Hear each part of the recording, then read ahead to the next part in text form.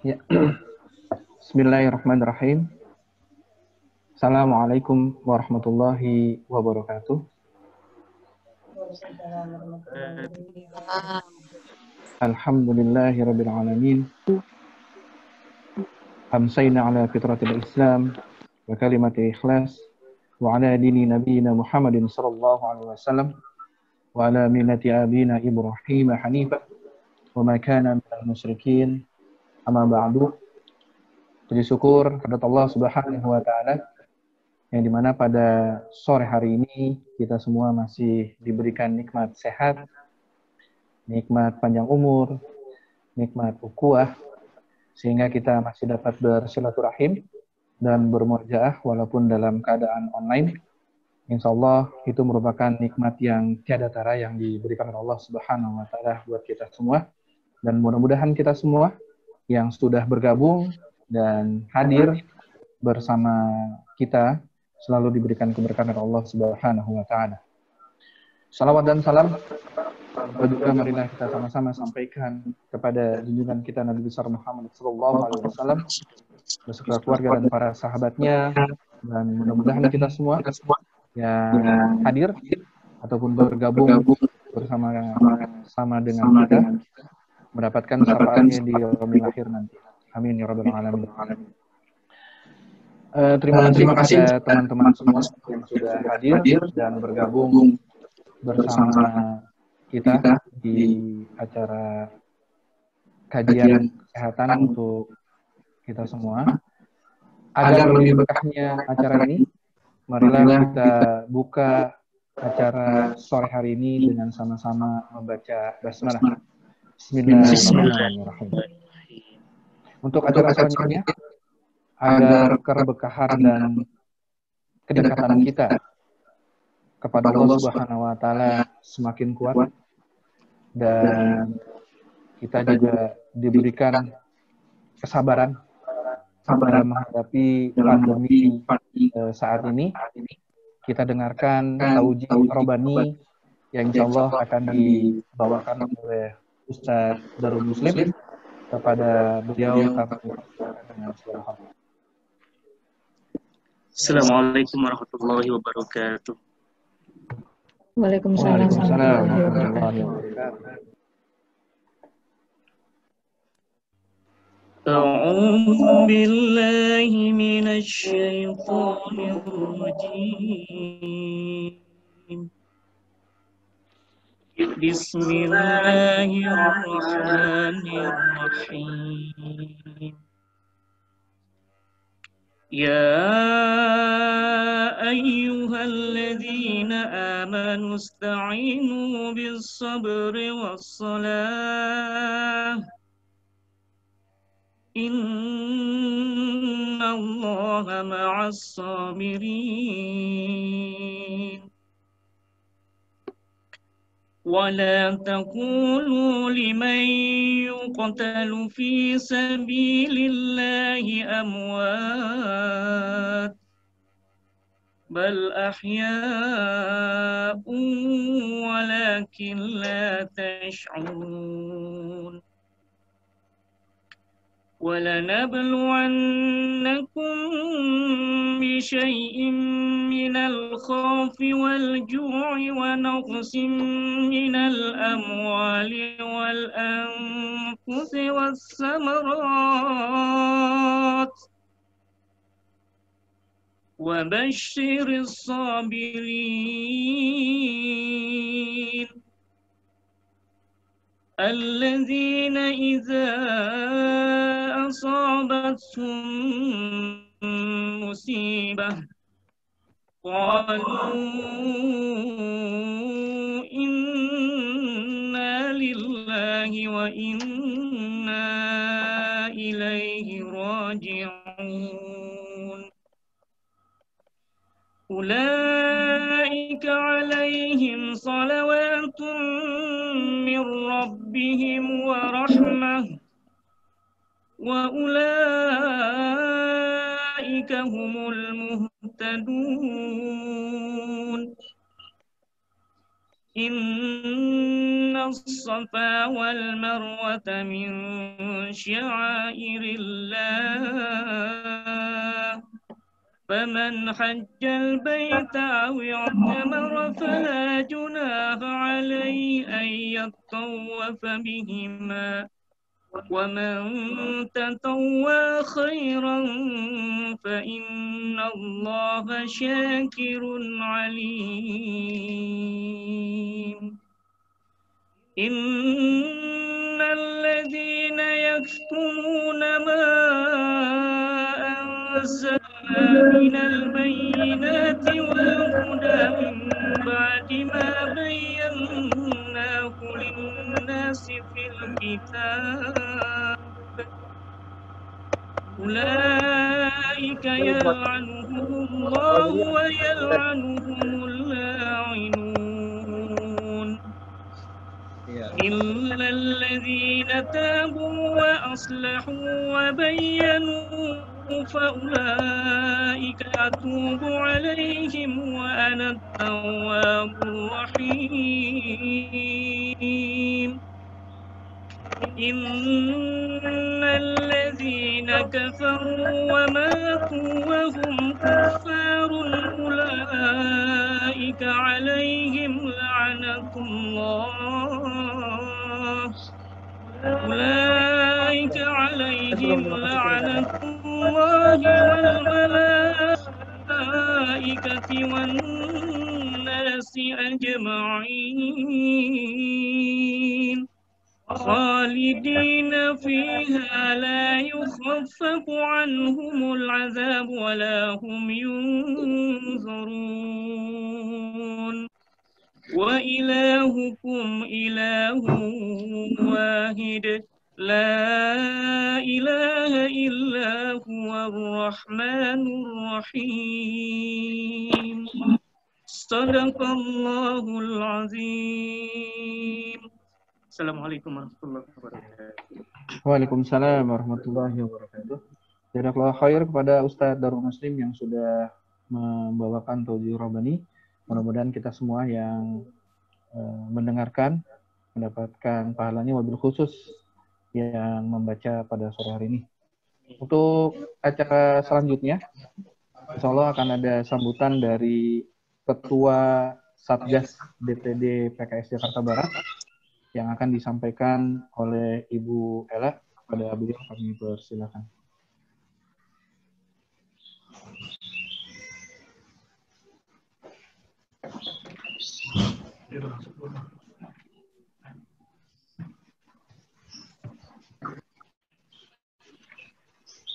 Bismillahirrahmanirrahim. Assalamualaikum warahmatullahi wabarakatuh.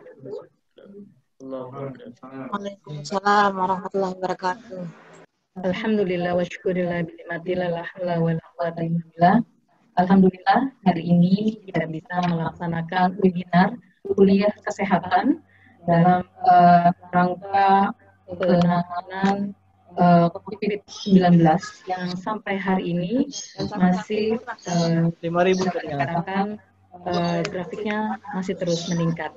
Upaya preventif ini dilakukan sebagai bentuk edukasi kita kepada seluruh masyarakat, terutama kader PKS di Jakarta Barat. Saat ini tim dari PKS Jakarta Barat telah membentuk tim Satgas mulai dari tingkat pusat sampai dengan tingkat ranting, yang diharapkan keberadaan tim Satgas tersebut dapat memberikan manfaat untuk seluruh masyarakat, ya, baik itu berbentuk edukasi maupun informasi yang bisa kita serap terkait pandemi corona ini.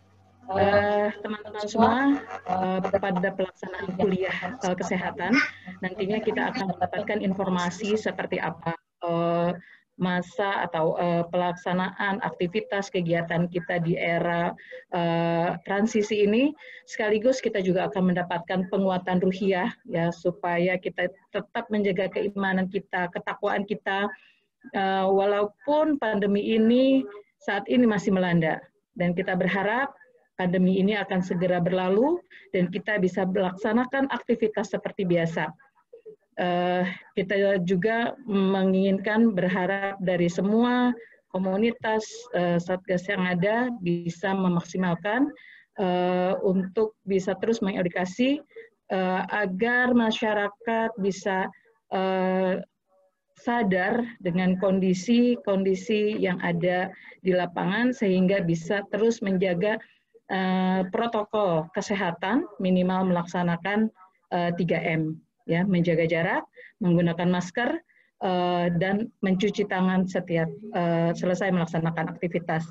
Demikian yang bisa saya sampaikan sebagai Satgas untuk Jakarta Barat. Semoga kegiatan kuliah kesehatan ini memberikan manfaat buat kita semua. Assalamualaikum warahmatullahi wabarakatuh. Waalaikumsalam warahmatullahi wabarakatuh. Jazakallahu khair buat Ustazah Ela selaku Ketua Satgas DPD PKS Jakarta Barat.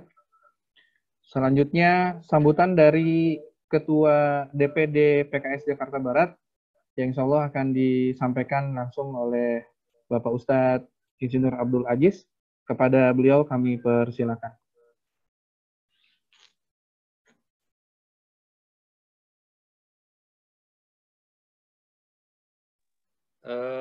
Panitia yang diketuai oleh Departemen Kesra, Ibu Ela, yang saya hormati juga narasumber, Dr. Arif, Dr. Ririn, dan juga Ustadz Saiful Bahri LC sebagai Ketua DSD. Dan seluruh hadirat yang sudah hadir di meeting ini, Assalamualaikum warahmatullahi wabarakatuh. Waalaikumsalam warahmatullahi wabarakatuh. Dan yang paling utama, marilah kita panjatkan puji dan syukur kita kehadirat Allah Subhanahu wa Ta'ala atas segala nikmat dan karunia-Nya. Kita sama-sama bisa berkumpul di dalam meeting Zoom ini, walaupun kita belum bisa berkumpul secara fisik, ya, tapi alhamdulillah dengan fasilitas teknologi yang sudah maju sekarang ini, kita masih bisa berkumpul dan bersilaturahmi secara online. Salawat serta salam kita haturkan pada Nabi besar Muhammad SAW, pada keluarganya, sahabatnya, dan insya Allah pada orang-orang berjuang pada jalannya hingga akhir masa. Ibu-ibu dan bapak-bapak yang saya hormati, pertama-tama saya ucapkan terima kasih pada seluruh kader yang sudah bergabung dalam acara kuliah kesehatan ini. Satu hal yang perlu kita ketahui bahwa kita berada dalam satu masa di mana masa ini belum pernah terjadi seumur hidup kita. Saya tidak yakin bahwa ada yang pernah mengalaminya sebelumnya, begitu ya, karena kejadian seperti ini ada sekitar 100 tahun yang lalu. Dan juga dengan adanya kondisi seperti ini, ada beberapa hal yang memang berubah dalam hidup kita. Ya, pekerjaan sekarang dilakukan dengan online, ya, working from home, dan juga sekolah juga dilakukan secara online. Kemudian juga seluruh aktivitas yang bisa dilakukan online, maka akan kita lakukan secara online. Lebih khusus mengenai pandemi ini, ya, kami sebagai pimpinan dari PKS Jakarta Barat, ya, memandang perlu untuk memberikan sosialisasi dan juga memberikan pengetahuan-pengetahuan yang mungkin ya, sudah diketahui oleh beberapa kader, tapi kita sekali lagi mengingatkan, ya, dan juga ingin selalu memberikan motivasi-motivasi sehingga hal-hal yang tidak perlu terjadi jangan sampai terjadi, khususnya di Jakarta Barat ini. Dari data-data yang sudah saya terima, bahwa di Jakarta Barat ini juga sudah beberapa kader yang terkena juga oleh COVID-19, dan alhamdulillah kader-kader tersebut bisa pulih, sudah kembali beraktivitas dengan segala kelebihan dan kekurangannya.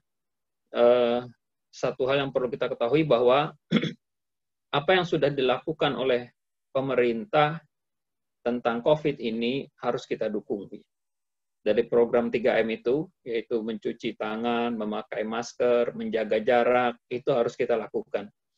PKS memandang kader-kader ini adalah sebuah aset yang sangat-sangat berharga. Karena itu, kami mewakili pimpinan-pimpinan mengambil langkah-langkah yang diperlukan agar kader-kader ini bisa senantiasa hidup dalam keadaan sehat, dalam keadaan afiat, sehingga bisa menjalankan segala aktivitasnya dengan normal dan juga dengan baik. Kalau kita merujuk pada data-data kader yang ada di Jakarta Barat ini memiliki sekitar 3.500 kader PKS begitu.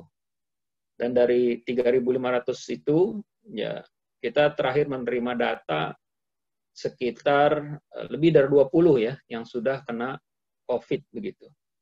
Nah ini mungkin sekitar 1% kali ya, 1%. Ini pun sudah merupakan lampu kuning bagi kita bahwa kita seharusnya mampu menjaga kader-kader ini agar tetap dalam keadaan sehat walafiat seperti yang saya katakan tadi. Kami pimpinan-pimpinan di level DPD Jakarta Barat memandang perlu adanya kegiatan-kegiatan seperti ini ya, kuliah kesehatan, ini luar biasa, bagus sekali program dari Kesra, dan juga kami sudah membentuk juga Satgas COVID yang memang punya tugas khusus untuk menangani kader-kader yang terdampak oleh COVID ini. Lebih jauh lagi kami meminta dukungan dan juga doa dari seluruh kader, khususnya se-Jakarta Barat, agar aktivitas-aktivitas yang kami lakukan dapat didukung, didoakan agar memberikan dampak positif kepada seluruh kader dan juga keluarga besarnya. Itu saja yang bisa saya sampaikan. Selebihnya saya menyambut baik adanya acara-acara seperti ini. Yang mudah-mudahan ini bisa lebih sering dilakukan sehingga mampu mengingatkan kader-kader untuk selalu berada dalam kesehatan yang paripurna. Itu saja, kurang lebihnya saya mohon maaf. Wabillahi taufik wal hidayah. Assalamualaikum warahmatullahi wabarakatuh. Waalaikumsalam warahmatullahi wabarakatuh. Jazakallah pada Ustadz Abdul Aziz selaku Ketua DPD PKS Jakarta Barat. Marilah kita doakan semoga beliau diberikan kesehatan dan bisa membimbing dan membina kita untuk terus berada dalam kondisi yang sehat walafiat tadi ya, yang sudah disampaikan oleh Ustadz. Biar bagaimanapun juga kita adalah aset yang luar biasa, dalam arti tidak bisa dihargai dengan apapun. Jadi harus dijaga dengan sebaik mungkin, dan yang lebih terpenting lagi tadi adalah saling mengingatkan 3M itu. Untuk mempersingkat waktu, alhamdulillah sudah ada host kita, Dr. Dwi Ari, yang insya Allah nanti akan memandu acara kuliah kesehatan pada sore hari ini. Kepada Dr. Dwi Ari, dipersilakan untuk membantu acara kuliah kesehatan pada sore ini. Bismillahirrahmanirrahim. Assalamualaikum warahmatullahi wabarakatuh. Waalaikumsalam. Jelas ya suaranya ya. Oke deh. Karena waktunya juga cukup terbatas, mungkin Anda lanjutkan saja. Oke, Bismillahirrahmanirrahim. Hari ini kita dapat kesempatan gitu untuk host acara yang gengsi ini, yaitu salah satu kuliah kesehatan dari DPD PKS Jakarta Barat. Insya Allah pada kali ini kita akan mendapatkan 3 materi ya. Yang materi pertama itu akan dibawa oleh Dr. Faris Nurwidia, spesialis paru. Materinya terkait perilaku sehat dan tepat saat beraktivitas di era new normal. Dan kedua, nanti akan ada materi kedua yaitu Ustadz Saiful Bahri dengan judul meningkatkan imun dengan takwa, dan nanti akan dilanjutkan diskusi dahulu terkait materi inti. Dan yang terakhir ada materi ketiga dari Dr. Ririn Ahdiati, yaitu terkait sosialisasi program COVID ya dari tim siaga DPP PKS Jakarta. Nah, sepertinya udah ada ya Dr. Faris sama Ustadz Saiful Bahri nih, Anda lihat. Kalau gitu untuk mempersingkat waktu, Tafadhol, Dr. Faris, silakan untuk materi pertamanya. Silakan. Baik, terima kasih Dr. Dwi Ari. Ustadz Filal rahimakumullah. Assalamualaikum warahmatullahi wabarakatuh. Alhamdulillahirabbil alamin wassalatu wassalamu ala asrofil anbiya'i wal mursalin wa ala alihi wa sahbihi ajma'in. Mohon host bisa enable Anda untuk bisa screen share.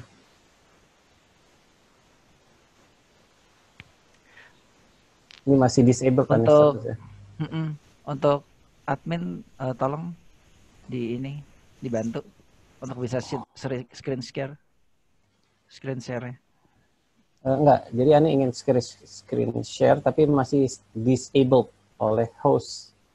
Jadi host harus mengenable. Untuk hostnya Pak Pramono ya. Pak Pramono minta tolong. Ini nggak ngerti nih anak-anak nih. Tunggu sebentar ya, Dok. Kalau nggak pakai komputer susah ya ini.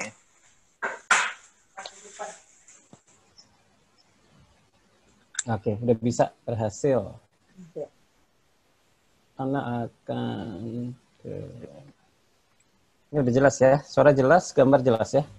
Oke, udah nampak kok, Dok. Gambar jelas, suara jelas, nasib kita yang belum jelas nih ya. Jadi ini judulnya perilaku sehat dan tepat saat beraktivitas di masa adaptasi kehidupan baru ya. Droplet ya, droplet dulu ya, sekarang bukan hanya droplet tapi airborne ya. Airborne itu berarti tidak butuh batuk untuk menyebarkan virus, tidak butuh bersin untuk menyebarkan virus. Bicara pun bisa, menguap pun bisa, tertawa pun bisa menyebarkan virus ya, untuk orang-orang yang terinfeksi. Di dalam COVID ini kita tidak selalu melihat orang yang terinfeksi menjadi sakit, tapi orang yang sakit biasanya memiliki jumlah virus lebih banyak daripada yang tidak sakit. Tidak sakit bukan berarti tidak terinfeksi. Buktikan dulu dengan PCR. Makanya kalau tadi Jakarta Barat ada 3.500, itu kalau angka kepositifan di Indonesia itu 10%.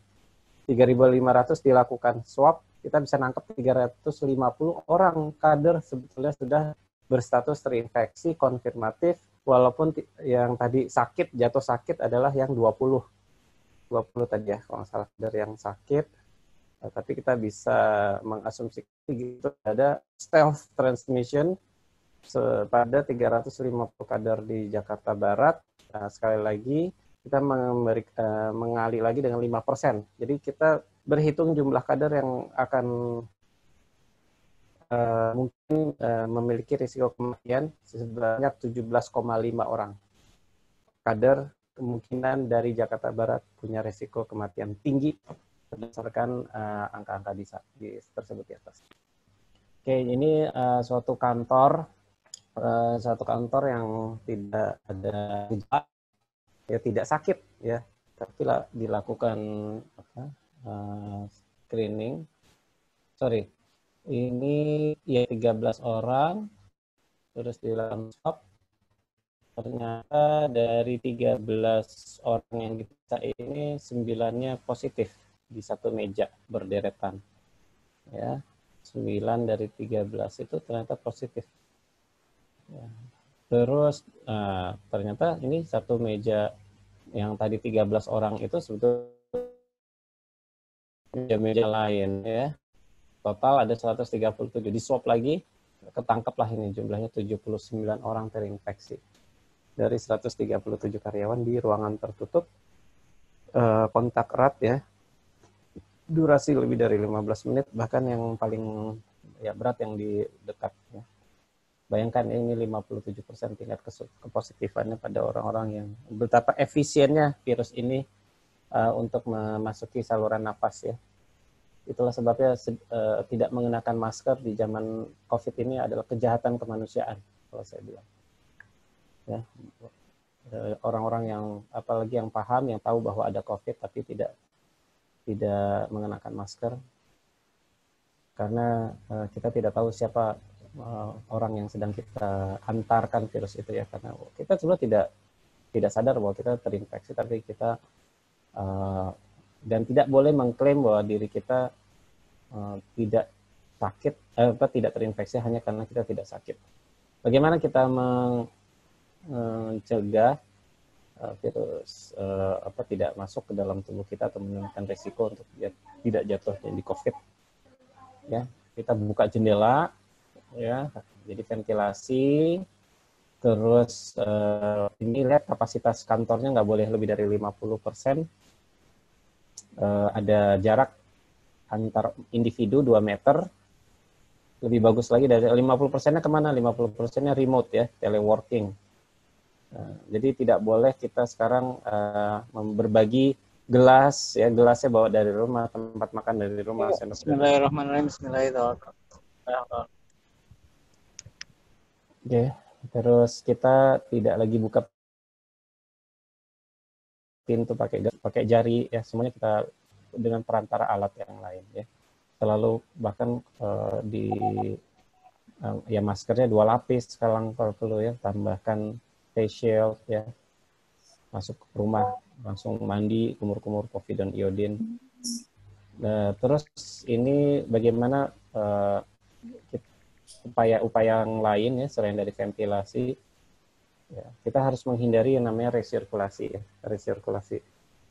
Jadi gunakan, ini ada salah satu mungkin yang bisa dipertimbangkan, ya, penggunaan UV light pada saat malam hari, overnight saat tidak ada manusia.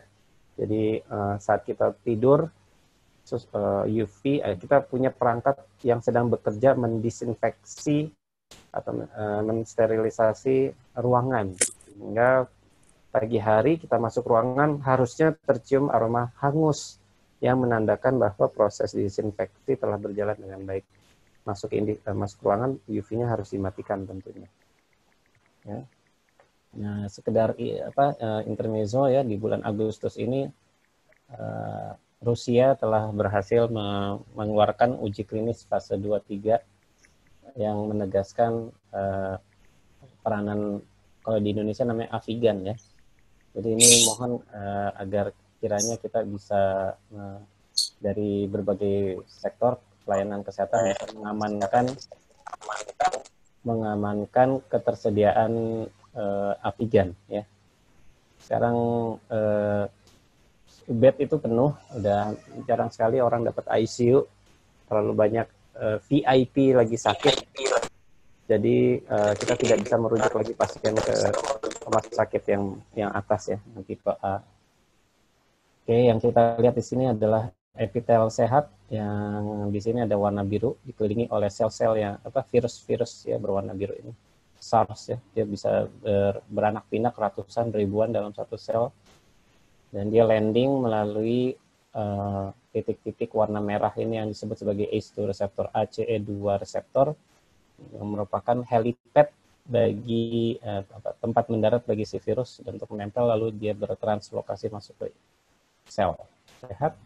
Kenapa dinamakan corona? Karena dia punya mahkota, ya, ini mahkotanya, ini spike glycoprotein, ya, dan spike protein ini merupakan target untuk bisa memicu respon pembentukan antibodi pada mencit, ya. Jadi diberikan spike protein antigen ini pada mencitnya lalu membentuk antibodi yang protektif melawan si virus. Oke. COVID ini menular sehingga membutuhkan kedisiplinan semua pihak untuk menjalani protokol. Tapi kalau kita melihat bahwa satu area ini tidak ada protokol, kita jangan stres. Kenapa semua orang lalai? Nggak usah, kita jauhi aja. Sekarang semua pihak minimal harus bisa menyelamatkan dirinya masing-masing. Karena kalau dirinya terinfeksi, virus itu menyebar di keluarga. Jadi keluarga itu pasti jadi korban biasa. Jarang sekali suaminya di swab dia positif, terus keluarga yang lain semuanya negatif, itu jarang. Sangat efisien sekali ini virus untuk menginfeksi, ya. Dan obat spesifik belum ada, walaupun kita lihat untuk gejala ringan sedang Ya, bahkan yang ya apa namanya ringan sedang di catatan di Persahabatan sama di Wisma Atlet tingkat kesembuhannya 100%, alhamdulillah. Tapi kematian pada yang kategori berat dan mengancam jiwa atau kritis itu sangat domplang ya, tingkat kematiannya sangat tinggi. Ya, vaksinnya juga masih kita tunggu, lagi ada ini fase 3. Ya, jadi ada 3T itu tracing, testing, treating.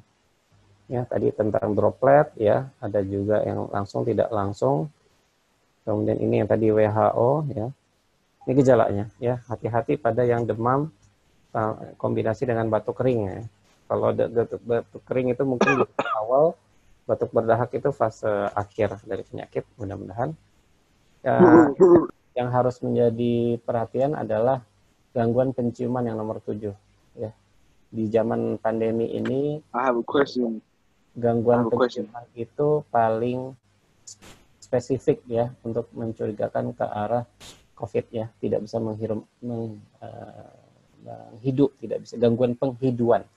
Ada juga gejala pada organ lain di luar organ paru ya, ini yang berat-berat ya. Jadi yang paling penting adalah status PCR-nya. Kalau dia positif, apapun hasil rapid test-nya, udah dia adalah berstatus konfirmatif. Tapi kalaupun dia PCR-nya negatif, baru kita lihat kalau dia imunoglobulin M-nya positif, maka dia masih status aktif ya. Dua hal yang paling penting yaitu M dan Q PCR, kuantitatif reverse transkriptase PCR. Dokter sangat kurang di Indonesia ya, 0,37 dokter per 1.000 penduduk ya. Di Singapura kalau nggak salah sekitar 20-an. Tenaga medis di Indonesia ya mulai terus-menerus kita kedatangan berita innalillahi semuanya ya, banyak sekali kematian di kalangan perawat juga ya, tanpa komorbid, umur muda ya, meninggal semua banyak. Ternyata yang digembar-gemborkan sebagai orang rentan-rentan gitu usia tua, padahal di data dari gugus tugas ini memperlihatkan justru kelompok yang paling banyak sakit ya, penderita COVID ya kita gabungkan lah semua yang asimptomatik, ringan, sedang, berat gitu. Ternyata paling tinggi itu kelompok umur 31 sampai 45 yang mobilitasnya tinggi. Ini yang ketangkap di screening, ketangkap di orang yang tanpa gejala itu ada di sini semua banyak. Nanti tapi ini yang terinfeksi ya. Tapi kalau kematian mungkin tetap lebih banyak yang umur 60 ya. Secara data. Apa yang dilakukan seseorang dengan gejala COVID? Pertama, dia harus mengunjungi fasilitas kesehatan. Kalau ada gejala, untuk punya akses melakukan pemeriksaan di puskesmas ya. Alhamdulillah kalau Jakarta relatif baguslah infrastrukturnya. Dan nanti akan dilakukan tracing ya, foto ronsen dan PCR ya di fasilitas kesehatan. Terus sambil menunggu hasil PCR dia harus isolasi mandiri ya, terutama yang gejala ringan atau yang tanpa gejala. Tapi kalau ada gejala sedang biasanya di rumah sakit ya, atau di rumah sakit darurat Wisma Atlet itu yang sedang, tapi kalau berat dan mengancam jiwa di rumah sakit yang definitif. Terus yang jika dinyatakan positif ya, pertama dia itu tadi ya, kita menstratifikasi gejala klinis ya. Kalau dia tanpa gejala dan banyak jumlahnya, dia masuk di isolasi mandiri. Kalau bisa di rumah sendiri, kalau nggak bisa di lantai sendiri, kalau nggak bisa juga di kamar sendiri.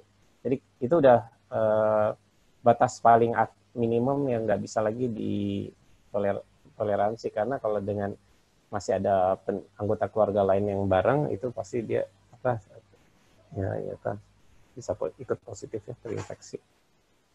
Terus dilakukan evaluasi, biasanya mungkin hari ke-14 dievaluasi PCR ulang ya. Targetnya adalah mendapatkan ya di revisi kelima dari Kemenkes untuk yang tanpa gejala, yaitu dinyatakan selesai isolasi ketika sudah memasuki 10 hari periode isolasi. Tapi kalau yang dengan gejala, maka harus ada tambahan 3 hari bebas gejalanya. Tetapi kalau yang sedang atau berat ya, dia harus ada PCR yang negatif sebagai kriteria sembuh. Ya. Banyak obat digabungkan ya, kategori antivirus, antibiotik, pilihan hidroksikloroquine atau kloroquine, dan multivitamin C, B3, selenium, zinc, dan vitamin E. Sebagai tidak mengobati diri sendiri ya, terutama kalau misalnya memberikan obat seperti kloroquine atau hidroksikloroquine pada yang di atas 60 tahun itu tidak lagi diizinkan. Kasus konfirmatif ada 2, yang dengan gejala dan yang tanpa gejala.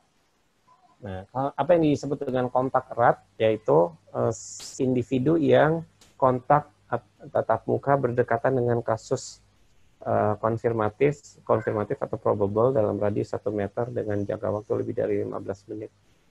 Ya, jadi sekarang kita tidak boleh lagi ada kontak kulit antar individu ya.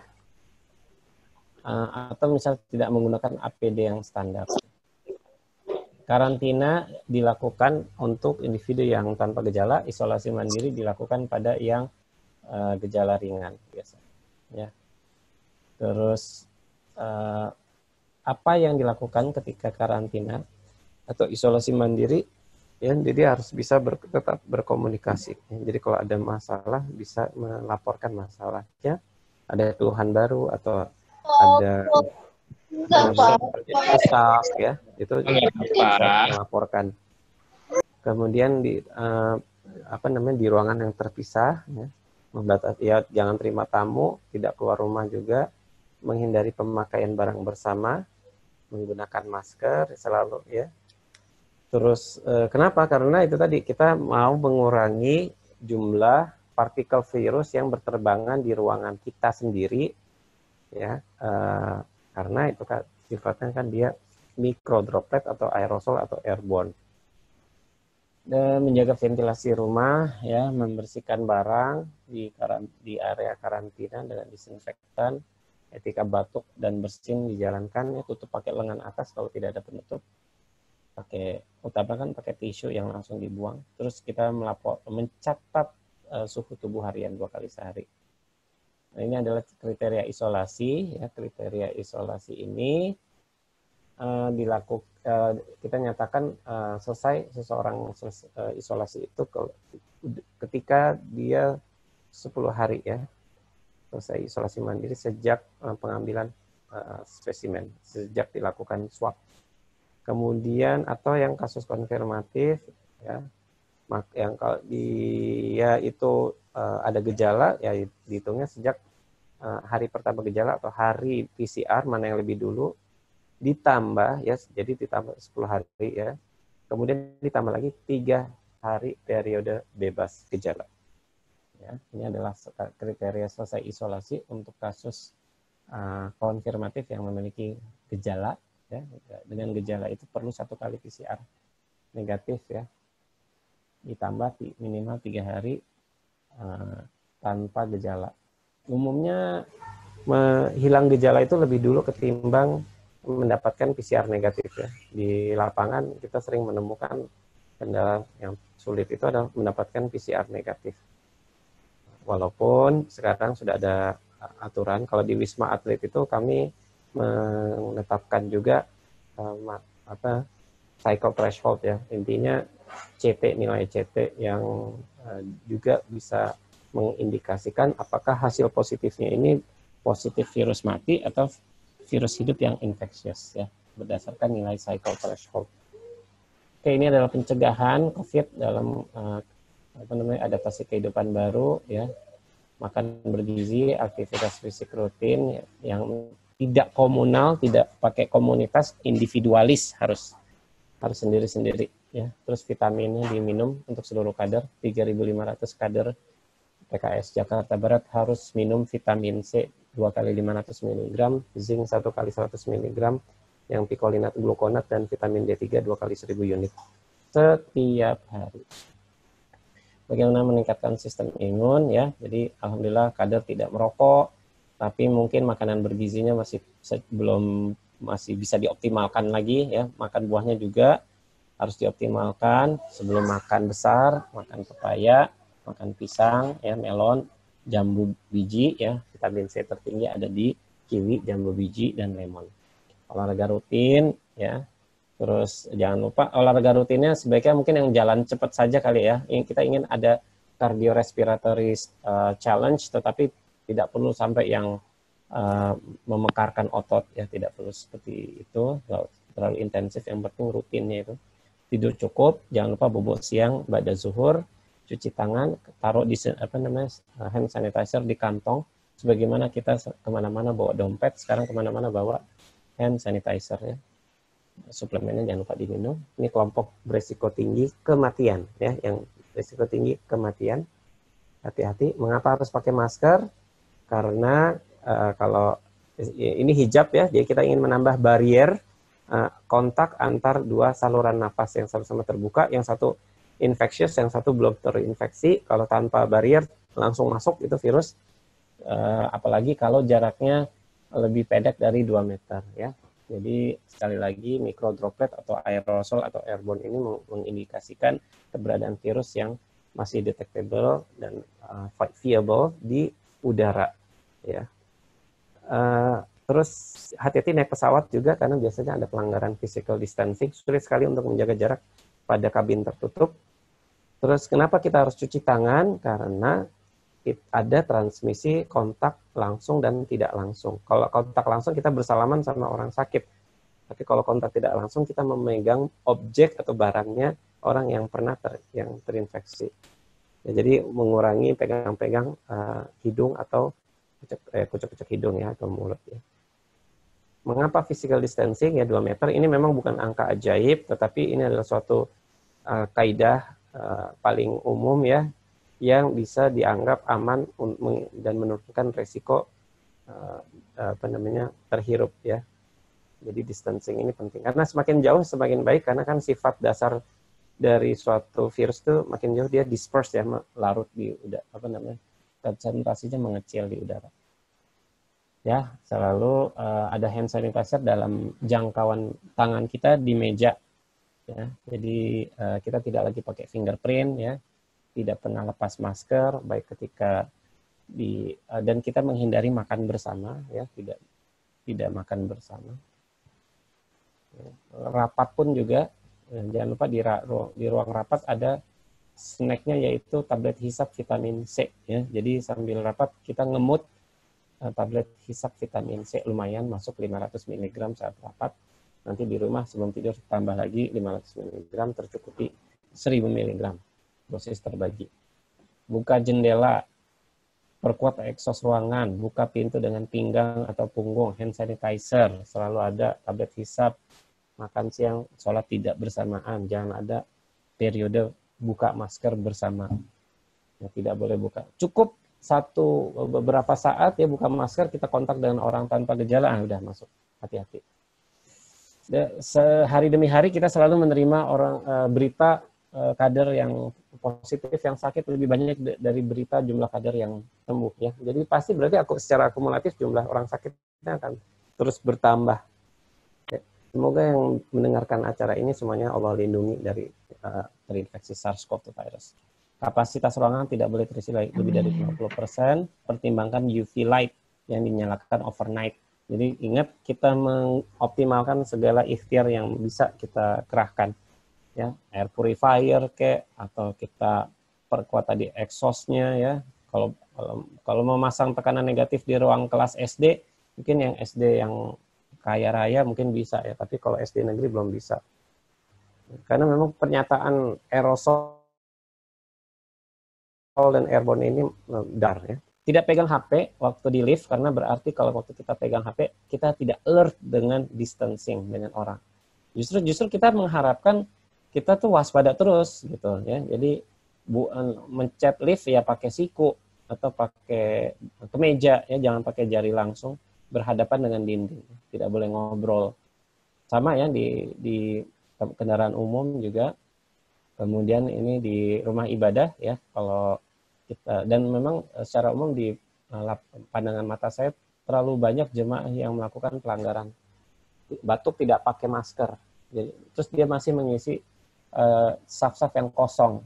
Itu menurut itu belum nyampe. Artinya kalau kita merasa sekali lagi ya, yang kita paling pikirkan adalah keselamatan keluarga kita. Jadi kalau kita masih memaksakan diri ke wilayah yang itu pelanggarannya terlalu besar, kita menjemput virus untuk kita bawa masuk ke dalam rumah.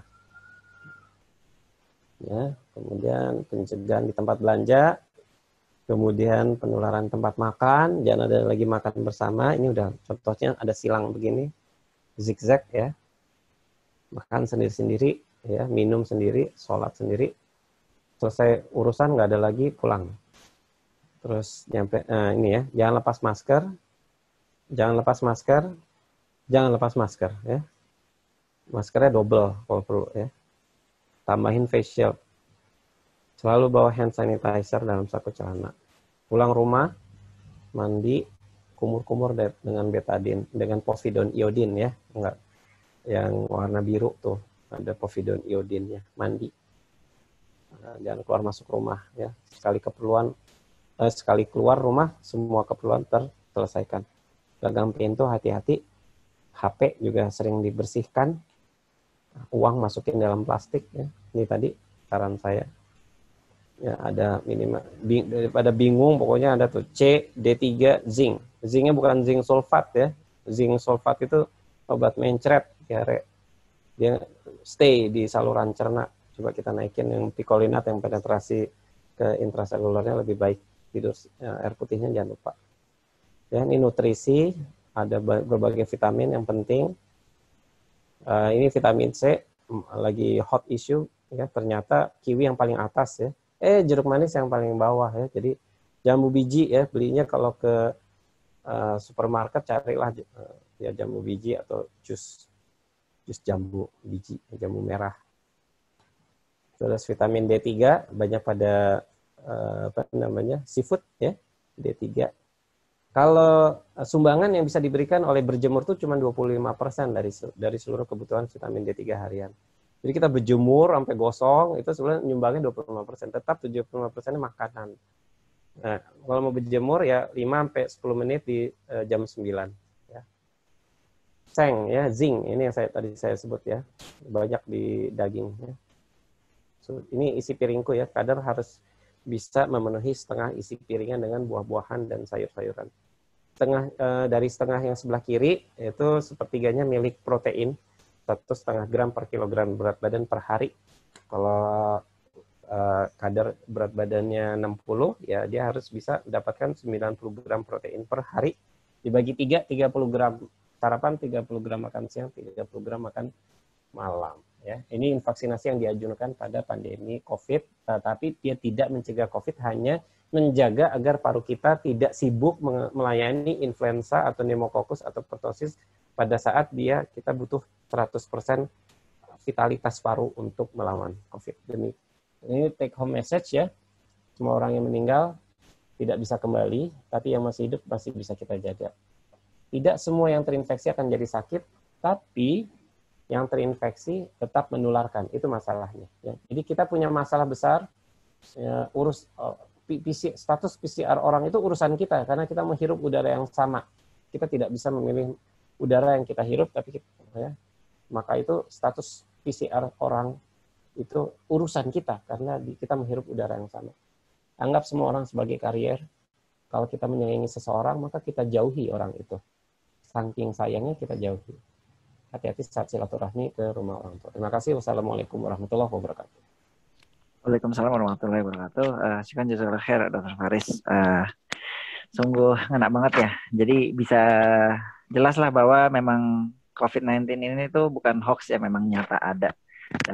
Dan sangat menular. Bahwa tadi di penelitian juga disebutkan bahwa di ruang tertutup dari ratusan orang, hampir 50% lebihnya tuh ternyata swab positif. Dan itulah sangat menular dan penting dari kita untuk merubah gaya hidup kita, kebiasaan kita di era new normal ini, yaitu tadi ya pesan yang berulang-ulang, pakai masker, dan yang pasti tetap waspada dan tidak panik ya, dan pantau gejala yang ada seperti demam, batuk, dan yang paling khasnya itu ada gangguan penciuman. Nah, jika kita mengalami salah satu gejala tersebut ya berobatlah agar bisa dipastikan bahwa apakah ini benar COVID atau enggak. Dan itulah pentingnya merubah gaya hidup kita. Karena ini bukan urusan orang-orang tertentu ya dok. bukan urusan cuma tenaga medis atau pemerintah saja, tapi ini urusan kita semua, terutama kita sebagai kader-kader terbaik. Penting untuk mengambil peran di sini dan mematuhi betul protokol kesehatan. Nah, untuk materi selanjutnya dari Ustadz Saiful Bahri terkait meningkatkan imun dengan takwa. Waktu dan tempat, silakan Ustadz, supaya tidak terlalu lama kita.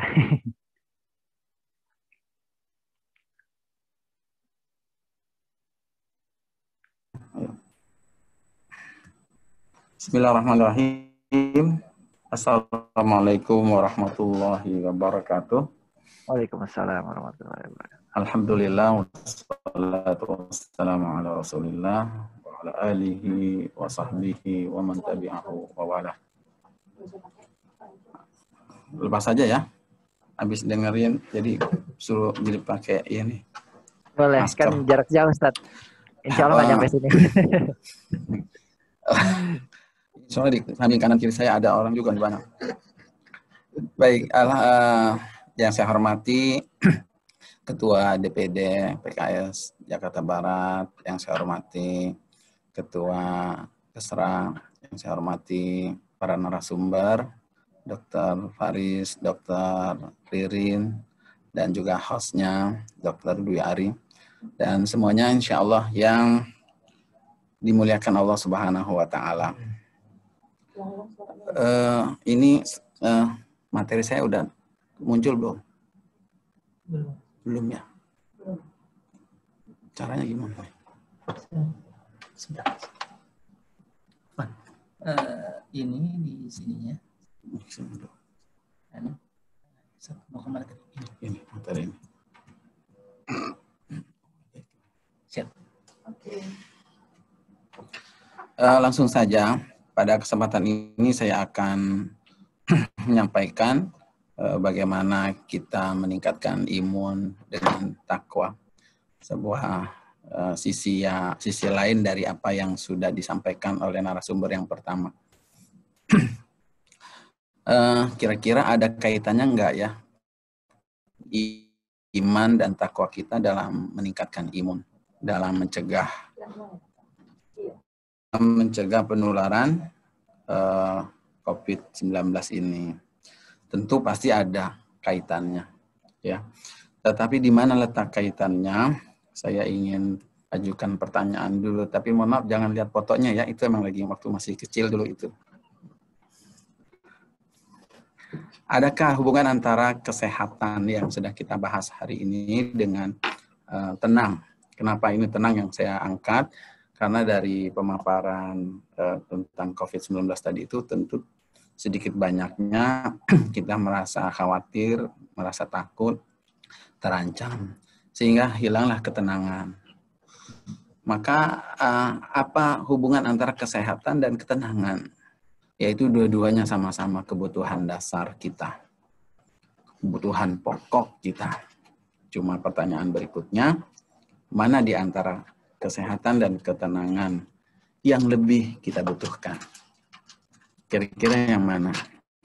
Jika kita mengatakan bahwa kesehatan lebih kita butuhkan, ya maka sehat, bisakah orang yang sehat tanpa tenang itu, ya sehat membawa kita tenang, ataukah tenang membawa kita sehat? Dibulak-balik aja itu. Kira-kira yang mana yang lebih kita butuhkan? Ternyata kita dapati ada orang sehat, tapi dia tidak tenang. Ya, kemudian ternyata tidak lama sehatnya. Ketika takutnya begitu menekan, begitu mencekam, akhirnya dia jadi sakit. Atau sebaliknya, ada orang dia tenang, padahal dia lagi sakit. Bisa jadi dia menjadi sembuh, ya sakitnya itu dengan tenang yang dia miliki. Ataupun sekalipun dia tidak sembuh penyakitnya, maka hidupnya masih tetap stabil. Jadi, mana yang lebih kita butuhkan lebih dahulu? Sehat atau tenang? Tenang. Wah, langsung ada yang jawab.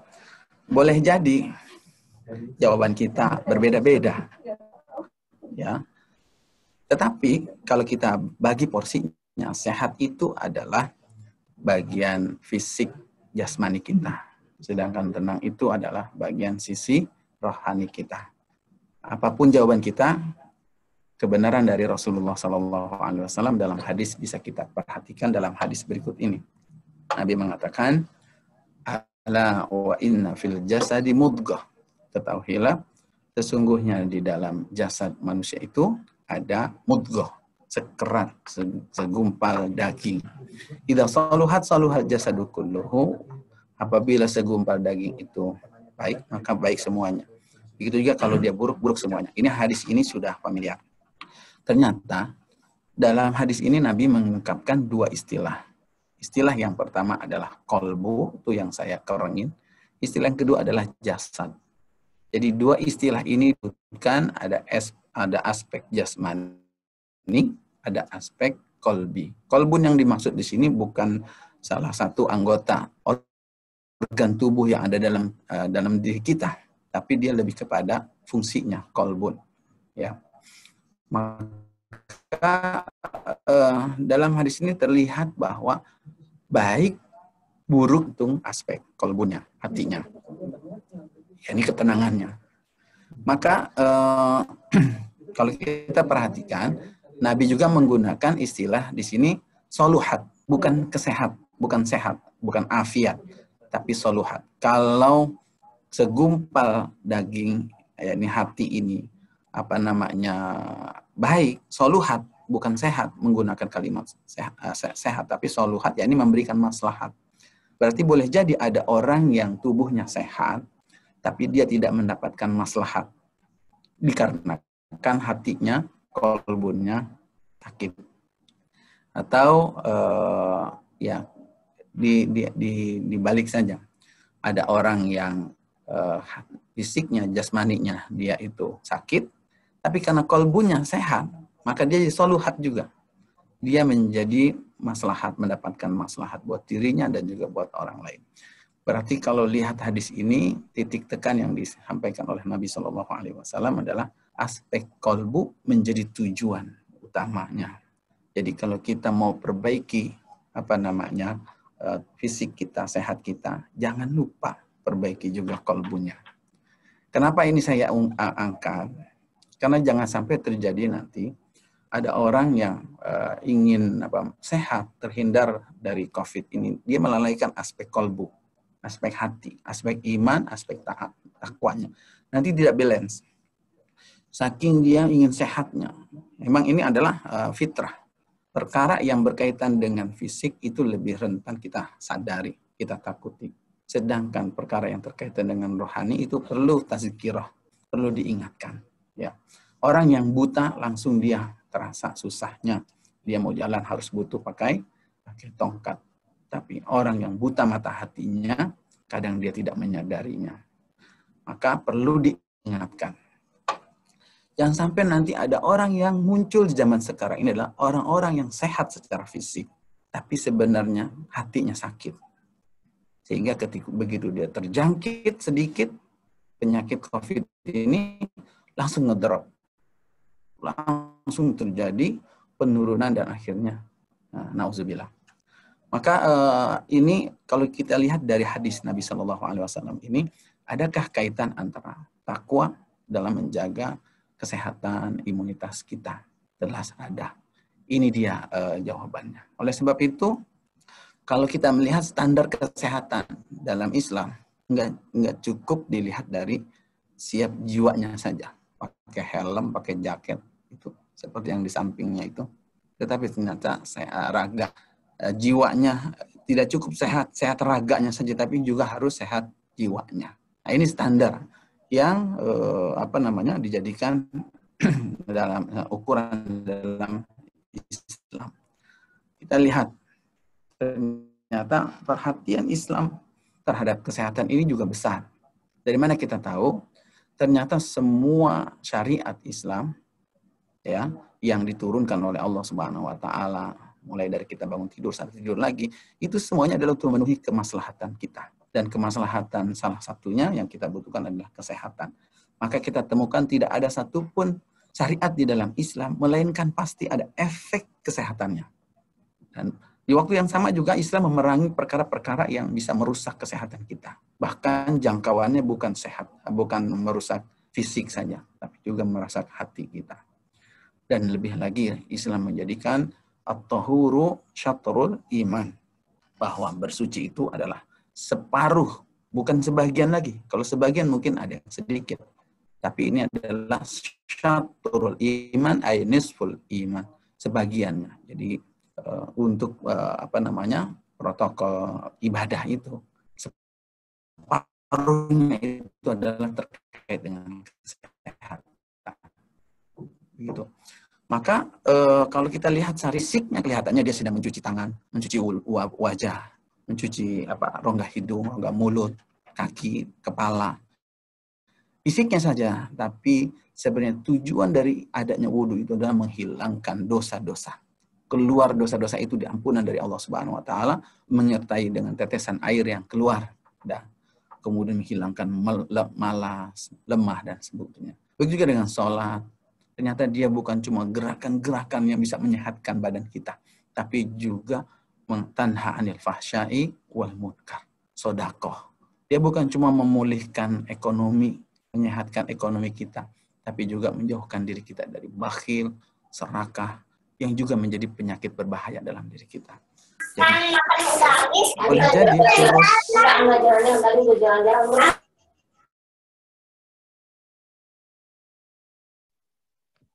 lanjut Ustaz.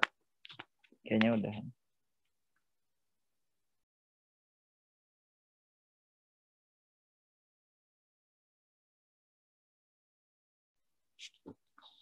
Afan, Ustaz Saibahnya ke-mute itu.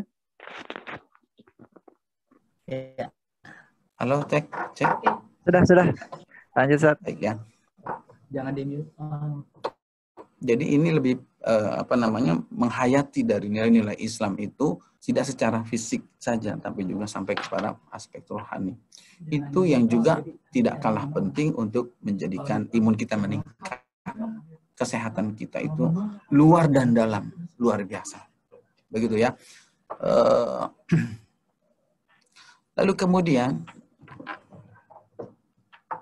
nggak mau nih. Slide berikutnya nggak mau.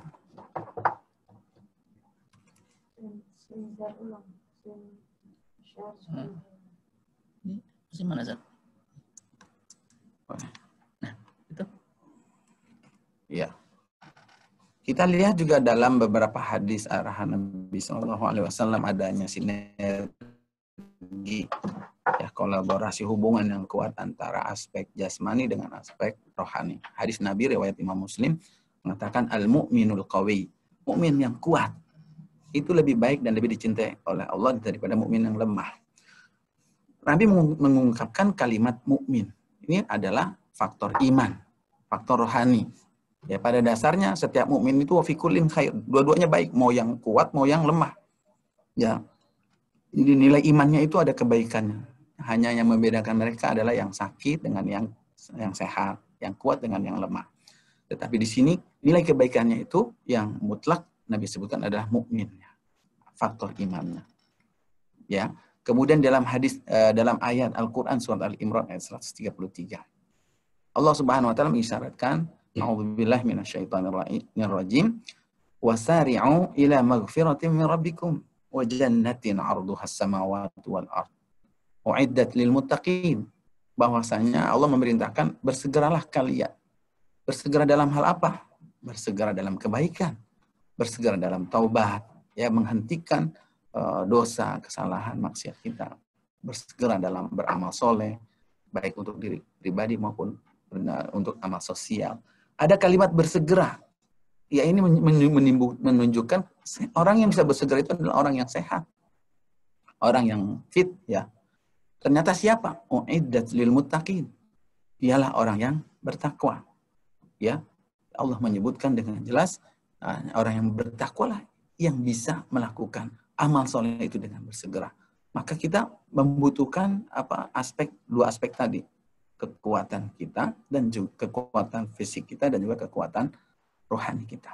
Jadi seterusnya ada sinergi dan kolaborasi antara kesehatan fisik dan kesehatan rohani. Itu ya.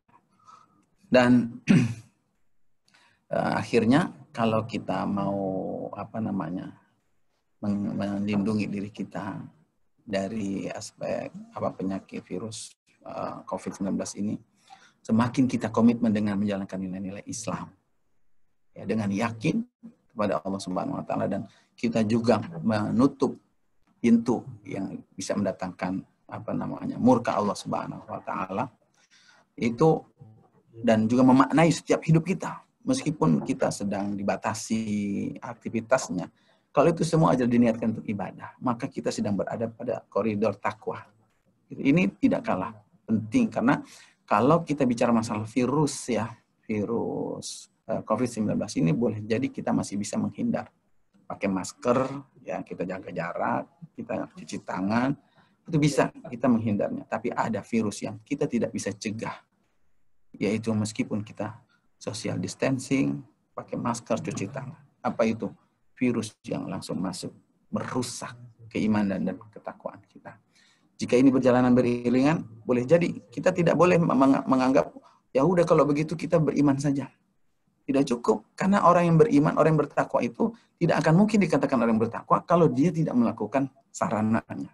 Apa itu? Kalau dia katakan, oh yang penting kita jadi orang yang bertakwa, orang yang baik, tapi dia tidak mau sholat, dia tidak mau puasa, dia tidak mau zakat, dia tidak mau melakukan amalan-amalan syariat-syariat yang diberitakan oleh Allah Subhanahu Wa Taala, maka dia tidak dikatakan bertakwa. Jadi ada sinergi sana.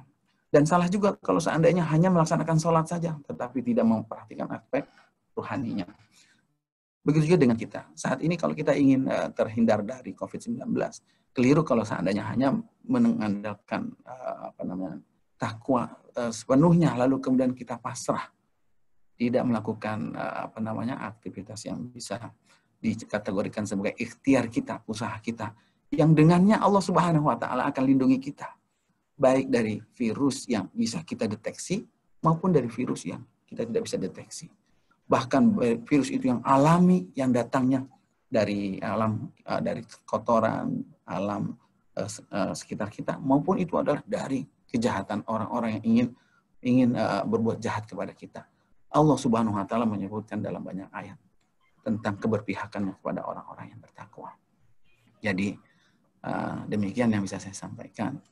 Untuk menyempurnakan ikhtiar kita, jangan lupa di saat-saat kita sedang takut, di saat-saat kita sedang melindungi diri kita dari ancaman tertular COVID-19 ini, kita tetap harus menjaga ketakwaan kita. Demikian. Assalamualaikum warahmatullahi wabarakatuh. Waalaikumsalam warahmatullahi wabarakatuh. Syukran jazakallahu khair Ustaz Saiful Bahri. Ya, pentingnya kita menjaga ketakwaan kita agar iman kita tetap terjaga di era pandemi ini. Dan salah satu bentuk takwa kita sebagai seorang muslim dan di era new normal ini ya betul-betul patuhi, salah satunya adalah betul-betul ikhtiar kita dalam mematuhi protokol kesehatan ya Ustaz. Karena itu kan salah satu mencegah juga bentuk salah satu amalan terbaik kita di saat ini ya. Oke, mungkin Anda ingatkan lagi, sekarang kita udah masuk ke sesi diskusi ya. Dari 2 materi sudah disampaikan, dan di sesi diskusi ini akan kita pilih juga nanti beberapa orang untuk penanya terbaik, yang insya Allah akan ada giveaway ya dari Bu Ella katanya. Boleh ya dikasih tahu ya giveaway-nya apa ya Bu Ella? Nanti kita umumin di menjelang akhir acara ya.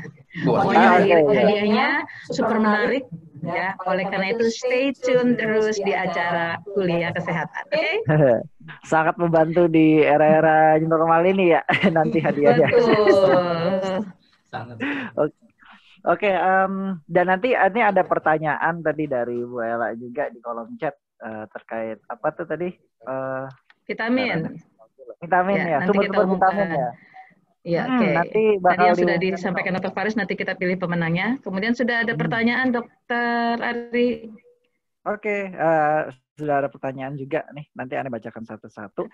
Ini ada yang kebetulan chatnya Japrika Ane ya. Untuk Dr. Faris sama Ustaz Saifah udah siap ya untuk menjawab. Yang ini pertanyaan pertama dari Pak Hertanto. Dia ngechat pribadi kepada narasumber yang pertama, Dr. Faris ya. Untuk PCR biayanya masih relatif mahal. rekomendasi pemeriksaan PCR di mana ya? Di sekitar Kemanggisan katanya. Itu pertanyaan pertama ya. Kita mau satu-satu dulu atau kita dua pertanyaan gitu, Dok? Satu-satu. Satu-satu. Ya, itu dulu aja, Dok.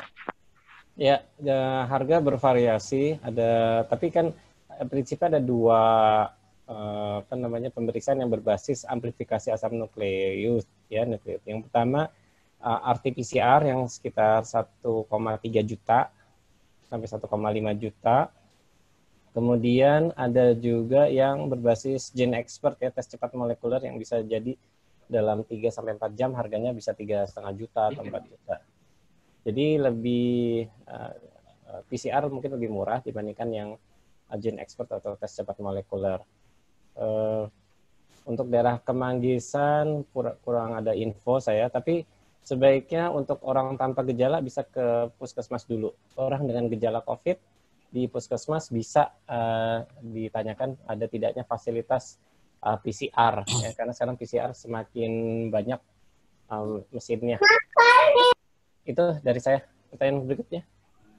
Oke, untuk tadi sudah cukup jelas ya. Berarti kalau memang nggak ada gejala, kayak kontak erat tapi nggak ada gejala, atau misalkan ada gejala ringan, baiknya awali dulu dari puskesmas dulu. Nanti dari sana biasanya ada bantuan sih ya. Ya. Kemudian untuk pertanyaan berikutnya dari Abdurrahman. Yang pertama, bagaimana tanggapan kedua narasumber tentang pencegahan dan pengobatan khususnya untuk pasien COVID-19 dengan menggunakan Al-Quran? Nanti bisa dijawab. Kemudian nomor 2, bagaimana pula tanggapan kedua narasumber tentang pencegahan dan pengobatan khususnya untuk pasien COVID-19 dengan menggunakan probiotik dan prebiotik? Itu mungkin nanti dari Dr. Faris ya. Tafadhol, Dr. Faris sama Ustaz Saibah yang pertanyaan pertama. Dr. Faris dulu. Ya, sebagai sunatullahnya karena ini virus dan kita harus berikhtiar sesuai dengan sunatullah bahwa Allah telah menakdirkan beberapa sifat virus yang saat ini bisa dipotong oleh obat karena dia virus RNA, maka pemberian obat anti RNA virus misalnya Avigan ya, Favipiravir itu sangat diutamakan.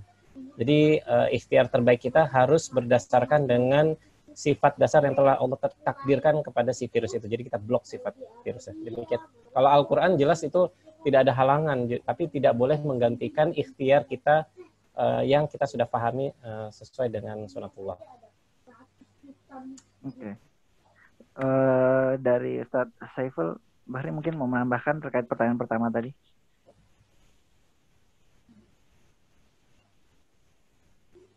Masih di mute. Masih di mute ya. Tolong Ustaz mute-nya dimatikan.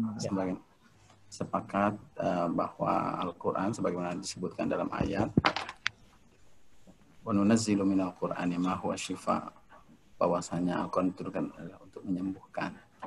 Dan kita sebagai seorang muslim punya tauhid, akidah, membenarkan ikhtiar dan juga mengembalikan bahwa yang menyembuhkan itu adalah Allah Subhanahu wa taala. Memang Allah menetapkan ada sunnatullah. Siapa yang berusaha, siapa yang berobat, tetapi juga izinnya ada dari Allah Subhanahu wa taala. 10 orang yang berobat dengan penyakit yang sama, dengan obat yang sama, belum tentu sembuh semuanya. Meskipun itu sudah memenuhi standar sunatullah. Tetapi Allah kembali lagi yang menjadi asy-syafi dalam tauhid, dalam akidah kita. Sehingga perlu disempurnakan. Jadi ikhtiar sunatullah itu disempurnakan dengan aspek tawakal, karena Allah mengatakan kalaupun memang berat-beratnya penyakit itu sudah menyerang kita, tapi kalau Allah izinkan sembuh, tidak ada yang bisa menyembuhkan, tidak bisa menghalanginya. Begitu kira-kira. Jadi dua-duanya harus dilaksanakan. Wallahu a'lam bishawab. Lanjut pertanyaan kedua, Dr. Faris. Yang dengan probiotik dan prebiotik untuk pasien COVID. Ya, jadi ada konsep namanya gut lung axis ya. Aksis saluran cerna dengan paru. Jadi kalau kita Bifidobacterium atau Lactobacillus itu masuk, dan dia menambah populasi bakteri baik, itu dia mengirim signal yang membuat kerja limfosit atau sel darah putih yang berfungsi untuk ketahanan tubuh di saluran nafas itu dia makin lebih baik. Kita tahu bahwa virus ini sangat menyukai menyerang sel limfosit. Jadi limfosit, makanya di pemeriksaan darah kita sering menemukan limfositnya rendah. Ya, jadi ada namanya gut lung axis. Sisi lain 3% pasien COVID ini diare. Jadi pasti biasanya akan membutuhkan probiotik dan prebiotik. Ya, jadi untuk pencegahan oke, tetapi dia tidak boleh menggantikan terapi utama pada saat orang sakit. Demikian. Oke. Mungkin untuk contoh-contoh probiotiknya kali ya, Dok, bisa biar supaya teman-teman bisa tahu. Yang simple ya udah yogurt ya, makan yogurt ya. Terus serat buah-buahan ya sebelum makan besar. Yakult misalnya ya, Lactobacillus casei ya. Yang strain Sirota ya, itu jadi berbagai yogurt sangat baik ya. Kalau mau main suplemen kapsul yang isinya probiotik ya mungkin Symbio atau Protexin, itu populasi Lactobacillus sama Bifidobacteriumnya cukup baik. Demikian Dr. Ari. Oke, Symbio dan Protexin. Oke. Berikutnya langsung ke pertanyaan berikutnya dari Rati Handayati ya. Assalamualaikum warahmatullahi wabarakatuh. Dokter, adakah perbedaan swab dengan PCR? Mungkin bisa dijelaskan kali ya, pemeriksaan apa aja sih yang bentuk? Jadi swab adalah prosedur untuk mengoleskan permukaan tubuh ya, dalam hal ini tenggorokan, dinding tenggorokan dan bagian saluran dalam hidung ya. Kita mengusap dengan alat steril yang kemudian seperti kasa steril yang dibalutkan ke lidi, itu kemudian kita masukkan kepada VTM, Viral Transport Medium, yang bisa menstabilkan keberadaan virus RNA. Nah, itu jadi swab adalah prosedur mengoleskan. Nah, kalau PCR adalah prosedur, kita si RNA tadi, sampel tadi kan udah dicemplungin tuh ke VTM, media, transport media virus.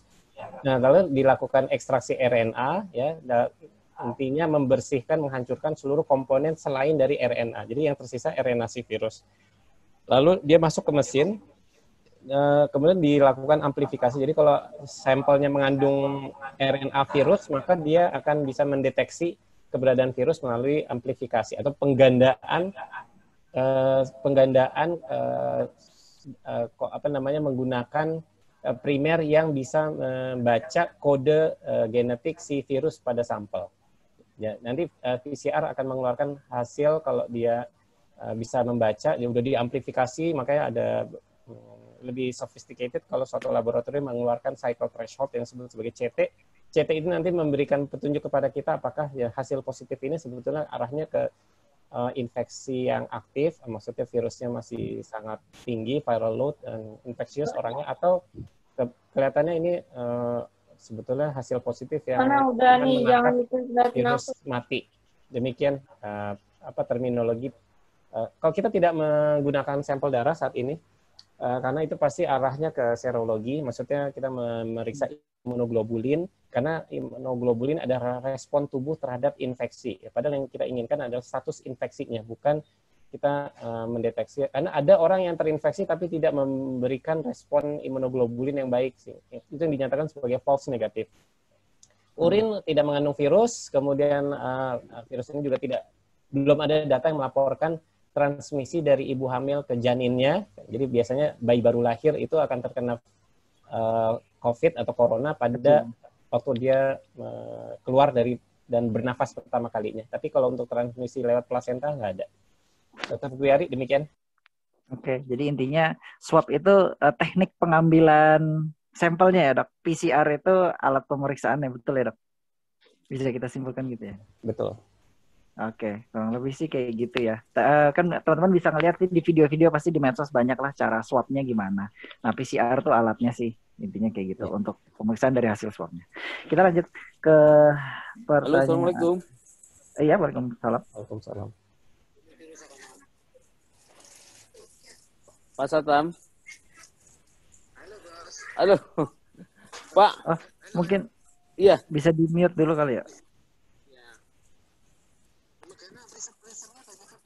Aneh lanjut ke pertanyaan berikutnya ya dari Rindu Pak Islam, ini saya lagi Zoom meeting. Nanti abis saya matiin dulu deh. Assalamualaikum warahmatullahi wabarakatuh. Saya punya tetangga yang anaknya positif terinfeksi COVID, usianya 7 tahun.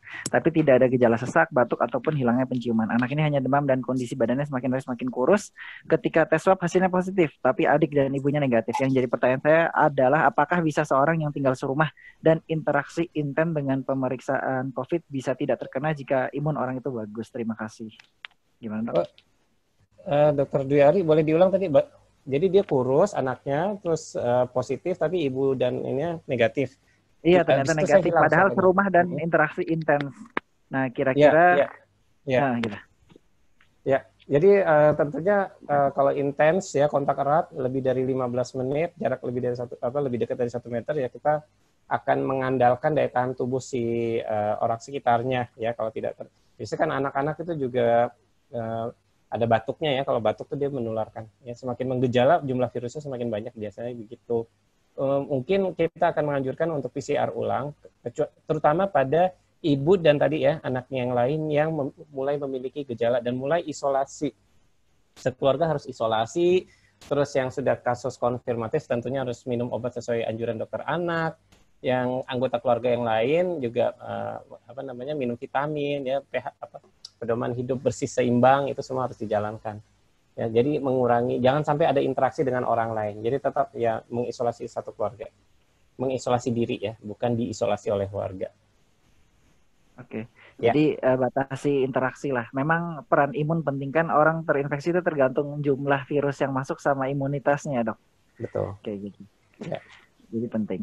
Kemudian pertanyaan berikutnya sih, mana sih tadi? Nah ini Dok, dari Rizka Melati. Assalamualaikum warahmatullahi wabarakatuh. Mau bertanya apakah ada dampak atau efek samping penggunaan alat ukur suhu yang ditembakkan ke dahi secara rutin dan jangka waktu yang lama? Apakah benar akan merusak otak? Ini yang sering sempat heboh tadi Dok. Ya. Oke, jawabannya tidak merusak otak, itu inframerah, terus tidak ada masalah dengan penggunaan rutin, termogan itu ya. Jadi itu jawaban sederhananya. Ya, berikutnya. Oke, kemudian pertanyaan berikutnya dari Rafika Nurulita, adakah efek samping mengkonsumsi vitamin atau suplemen tambahan dalam bentuk tablet? Itu untuk Dr. Faris. Kemudian untuk Ustadz Saiful Bahri dari penanya yang sama, apakah semua penyakit pasti karena ada kaitannya dengan kolbu? Mungkin Dr. Faris dulu terkait konsumsi vitamin suplemen, ada efek samping nggak? Bagi penderita MAH, mungkin perlu berhati-hati dengan penggunaan vitamin C dosis tinggi. Itulah sebabnya kita di protokol tata laksana COVID menyebutnya 500 mg per 6 jam. Jadi kita memang kebutuhan orang sakit itu bisa 2000 mg. Dan dari Perhimpunan Dokter Gizi Klinik Indonesia, anjurannya untuk perlindungan masa pandemi itu bahkan 2000 mg per hari. Jadi kita bagi dosisnya dan diminumnya setelah makan. Jadi mengurangi gejala MAH pada lambung yang sensitif. Yang kedua, biasanya vitamin C ini memperberat diare. Jadi hati-hati kalau ada masalah diare, mungkin vitamin C-nya tidak bisa terlalu banyak.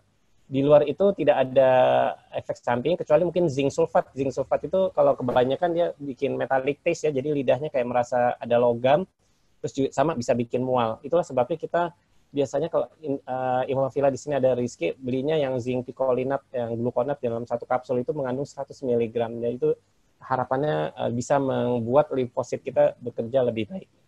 Di luar itu tidak ada pantangan yang lain. Demikian Dr. Dwi Ari. Oke, untuk Ustadz Saiful Bahri, gimana tuh? Apakah semua penyakit pasti ada kaitannya dengan kolbu? Tafadhal Ustadz. Ya, kalau jika kaitannya dengan kolbu kan ada dua kemungkinan, apakah kolbunya jelek atau baik seperti disebutkan dalam hadis tadi. Jadi kalau penyebab orang penyakit itu tidak selalu berkaitan bahwa hatinya jelek. Ya sakit aja kalau memang dia sedang sakit, karena ada faktornya tergantung penyebabnya. Jadi ada kalanya Allah Subhanahu wa taala menguji seseorang dengan penyakit padahal hatinya tidak jelek. Bahkan boleh jadi yang diuji oleh Allah Subhanahu wa taala itu adalah kekasihnya. Karena hadis mengatakan kan, kalau aku mencintai suatu kaum, maka akan aku uji mereka. Dengan ujian sakit ternyata belum tentu hati seseorang jelek. Demikian juga dengan sehat belum tentu hatinya itu bagus. Jadi sehat atau sakit bukan standar ukurannya, tetapi soluhat, memberikan maslahat itu ukurannya. Kalau dia sakitnya tidak memberikan maslahat kepada dia, mengampuni dosanya, membuat dia sabar, dekat dengan Allah, berarti bermasalah hatinya. Tapi jika seandainya begitu juga dengan sehat, kalau sehatnya menjadikan dia semakin jauh dengan Allah, berarti bermasalah hatinya. Begitu. Wallahu a'lam bishawab. Bi, antri mager, Sen. Juga dekat sini doang.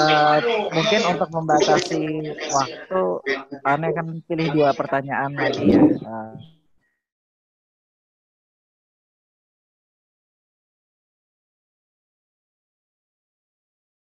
Dokter Dwi Ari, di unmute dulu, Dok.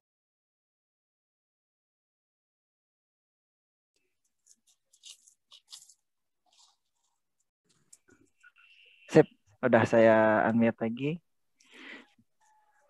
Lanjut, berhubung waktu, Ane akan pilih 2 pertanyaan lagi aja. Jadi tadi, sebentar, Ane skip pertanyaannya. Nih, Muhammad Ziaul Haq. Untuk Dr. Faris, vaksin merupakan solusi, apakah benar vaksin itu solusi terakhir untuk mencegah COVID-19? Dan nanti untuk Ustadz Saibah, apakah ada ibadah secara khusus untuk meningkatkan imun dan mencegah COVID-19? Dari Dr. Faris dulu terkait vaksin. Jadi memang pandemi ini berakhir di 2 skenario. Yang skenario pertama kalau ada vaksin. Yang skenario kedua adalah kalau virusnya tidak menemukan lagi orang untuk diinfeksi. Nah, jadi kalau ada vaksin bisa berakhir, insya Allah ya, karena kita akan membentuk kekebalan yang direkayasa pada orang-orang yang rentan. Jadi jangan sampai ada kematian. Ya. Kedua, bagaimana membuat agar virus tidak menemukan orang untuk diinfeksi? Kita perlebar jaraknya, kita pakai masker, kita cuci tangan.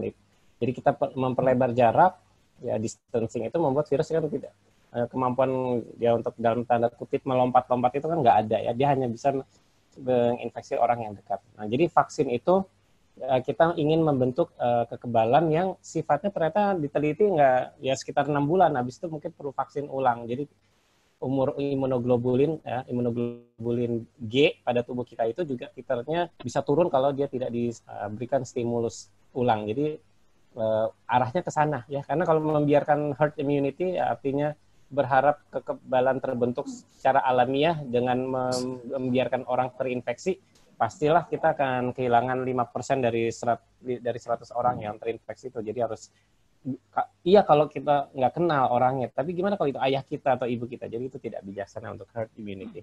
Demikian Dr. Dwi Ari. Oke, lanjut Ustadz Saibah, boleh yang tadi. Amalan yang untuk meningkatkan imun yang paling bagus yaitu seperti disebutkan dalam Al-Quran surat Ar-Ra'd, itu berzikir kepada Allah.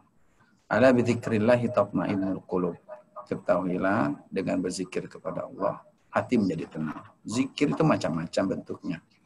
Ya, maka bisa dibaca dengan bervariasi. Zikir itu tidak terikat waktu. Dan kapan saja kita bisa baca, baik dalam lisan maupun dalam hati maupun pikiran. Jadi semakin intensitas zikir kita kepada Allah, semakin ketenangan itu akan kita rasakan. Dekatnya kita dengan Allah Subhanahu wa taala. Innallaha ma'al ladzina taqaw. Sesungguhnya Allah bersama orang-orang yang bertakwa. Jadi amalan yang paling bisa meningkatkan imun kita adalah zikir, dan dengan zikir itu kemudian membuat kita tawakal, membuat kita yakin ya bahwasanya semua sudah ditakdirkan oleh Allah Subhanahu wa taala. Ya, termasuk nasib kita. Ya, kalau nasib kita belum jelas sekarang, tapi sebenarnya sudah jelas di Lauhul Mahfuz, sehingga kita percayakan kepada Allah Subhanahu wa taala. Maka kalau kita tadi tidak pencegahan kita umpamanya tidak lupa bawa hand sanitizer di setiap tas kita juga tidak boleh lupa hal-hal yang bisa mengingatkan kita berzikir kepada Allah Subhanahu wa taala. Bawa mushaf juga, bawa juga barangkali yang alat untuk mengingat kita untuk berzikir. Wallahu a'lam. Oke, syukran Ustaz. Ini mungkin kita masuk ke pertanyaan terakhir dari Inang Duri Kosambi. Ingin bertanya, kenapa untuk Dr. Faris nih sepertinya, tanya kenapa hasil swab itu lama hasilnya, sehingga kadang pasien meninggal dalam dugaan COVID dan dimakamkan dengan protokol COVID. Ternyata hasil swabnya negatif. Sedihnya kan lebih besar kalau COVID tidak ada takziah, tidak bisa mengurus yang meninggal untuk terakhir kali. Mungkin nanti Ustadz Sabah bisa nambahin kali ya terkait pasien yang orang-orang yang meninggal dalam protokol COVID tuh gimana sebenarnya? Apakah dengan takziah atau itu nggak apa-apa? Mungkin nanti bisa nambahin sedikit. Dari Dr. Faris dulu, mungkin silakan.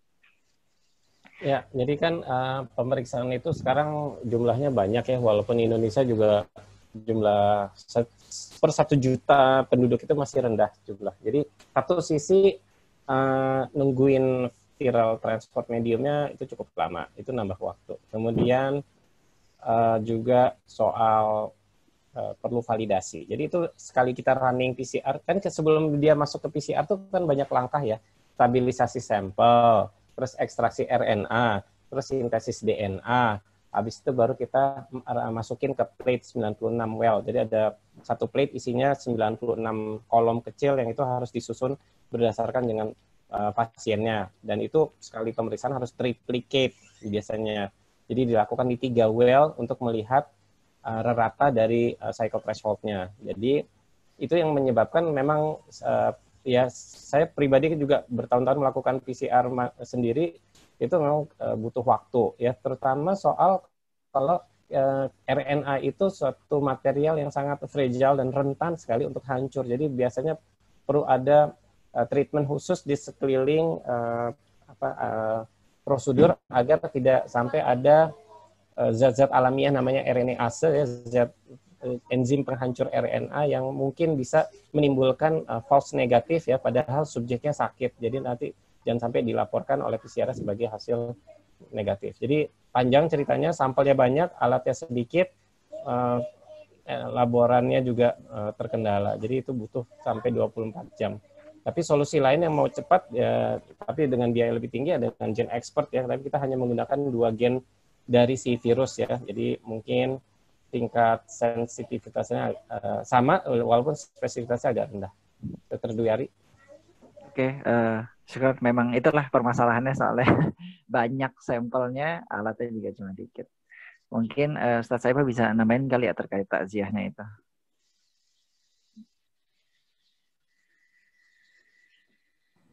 Memang kewajiban orang yang hidup terhadap yang mati adalah mengurus jenazahnya hingga sampai ke pemakaman.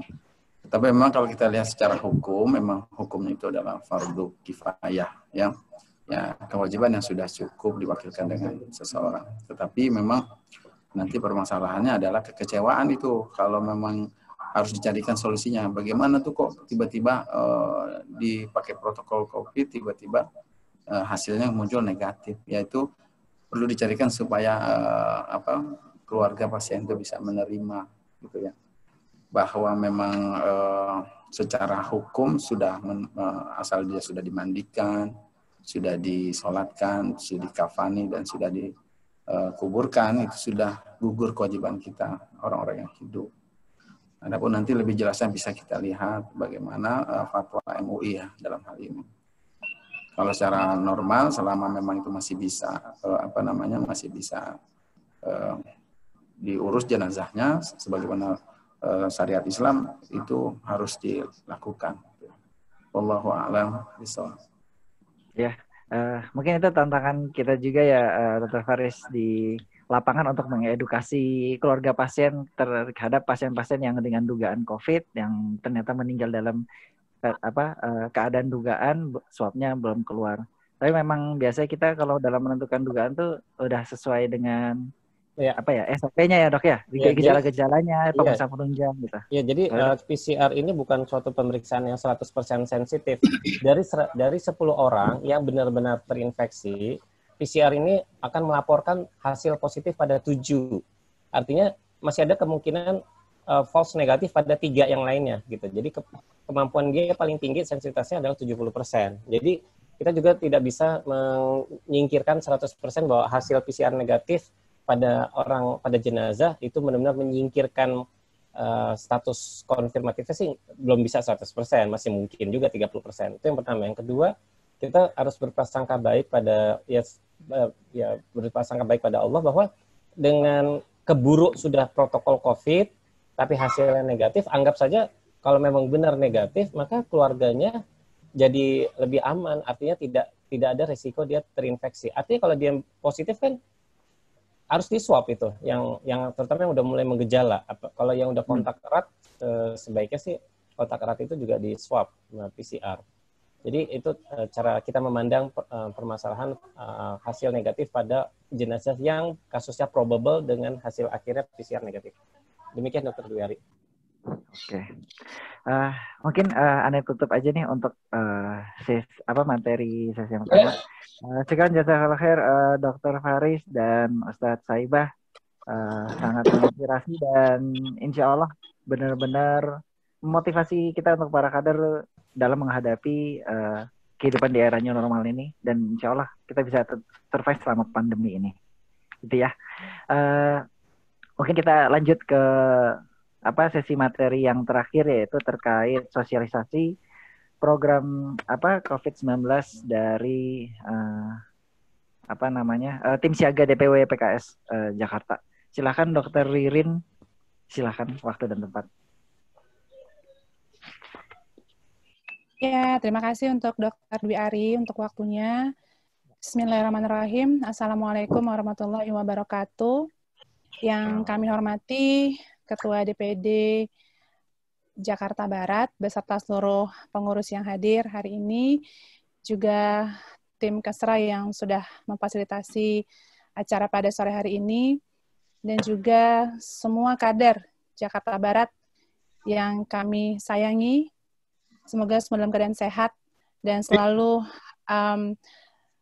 istiqomah dalam menjaga protokol kesehatan di masa pandemi COVID yang belum berakhir ini.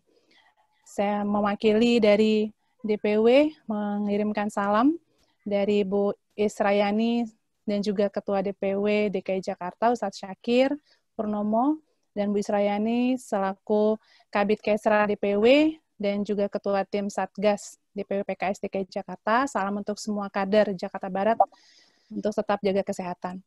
Baik, saya mulai. Bismillahirrahmanirrahim. Assalamualaikum warahmatullahi wabarakatuh. Waalaikumsalam. Saya langsung share screen aja karena waktunya juga sudah semakin berjalan. Di sini saya diamanahi untuk menyampaikan tentang sosialisasi tim siaga COVID di level DPW PKS DKI Jakarta dan termasuk bersinergi dengan teman-teman tim siaga COVID di level DPD Jakarta Barat. Sudah muncul ya di layar ya, kurang lebih. Oke. Ya, jadi secara formasi ini adalah kami, tim siaga COVID DPW PKS DKI Jakarta. Untuk penasehat ada Ustadz M. Arifin, Ustadz Abdul Rahman Suhaimi, Ustadz Syakir Purnomo. Untuk ketua tim siaga COVID, Bu Israyani, selaku Kabid Kesra DPW DKI Jakarta. Kemudian sekretaris ada Bu Rosmelani. Untuk koordinator tim medis, saya sendiri, Dr. Ririn Ahdiati, koordinator operasional, Dr. Ziaul Arfan. Untuk koordinator logistik, ada Bapak Nur Hadi, koordinator komunikasi, Pak Zakaria, dan koordinator Satgas, Pak Slamet Widodo. Nah, ini untuk formasi Jakarta Barat yang terakhir kami terima, sepertinya sampai saat ini belum ada perubahan ya. Jadi, penasehat langsung oleh Ketua DPD, ketuanya langsung di bawah komandonya Bu Ella selaku Kabid Kesra Jakarta Barat, Wakil Ketua Pak Pramono, sekretarisnya Bu Anggi, koordinator medisnya Pak Indra, koordinator humas Pak Junaidi, koordinator logistik Ibu Ari Susanti, koordinator operasionalnya Ibu Reni, dan koordinator satgasnya Abi Adan.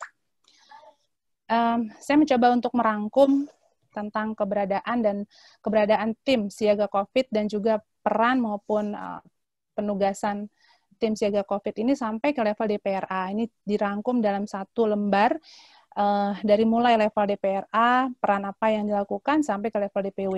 Mungkin kalau tampilan di layar teman-teman semua mungkin kecil ya, karena memang dirangkum jadi 1 lembar dari materi yang harusnya ada sekitar 10 lembar gitu ya.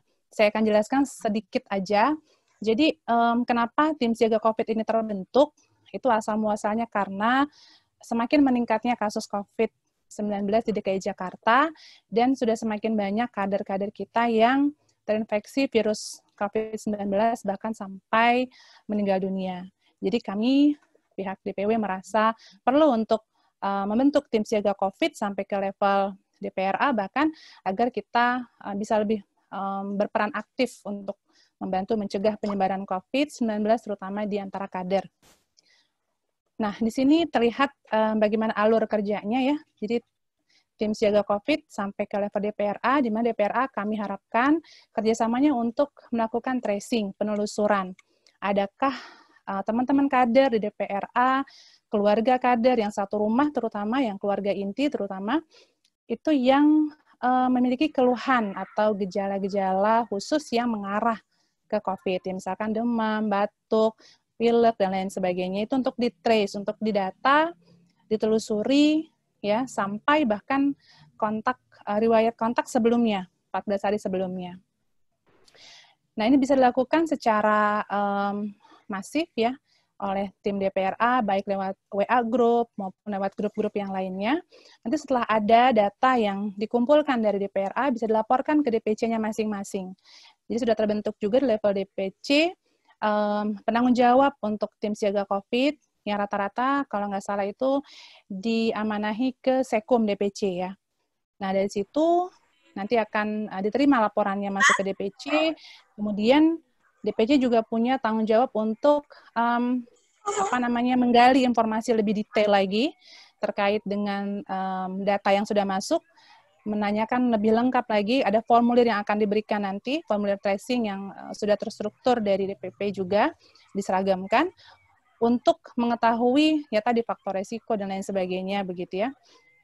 Dan apabila mungkin nanti sudah ada kader-kader yang mengalami terinfeksi COVID-19 dan keluhannya ringan atau sedang, tapi harus dikarantina mandiri di rumah, maka pihak teman-teman DPC dan DPRA bekerja sama untuk memonitor kader yang menjalani karantina mandiri di rumah. Bisa dengan bantuan support secara moral, begitu ya, diberikan semangat, motivasi, maupun bantuan yang sifatnya sesuatu yang dibutuhkan oleh kader yang sedang menjalani karantina mandiri.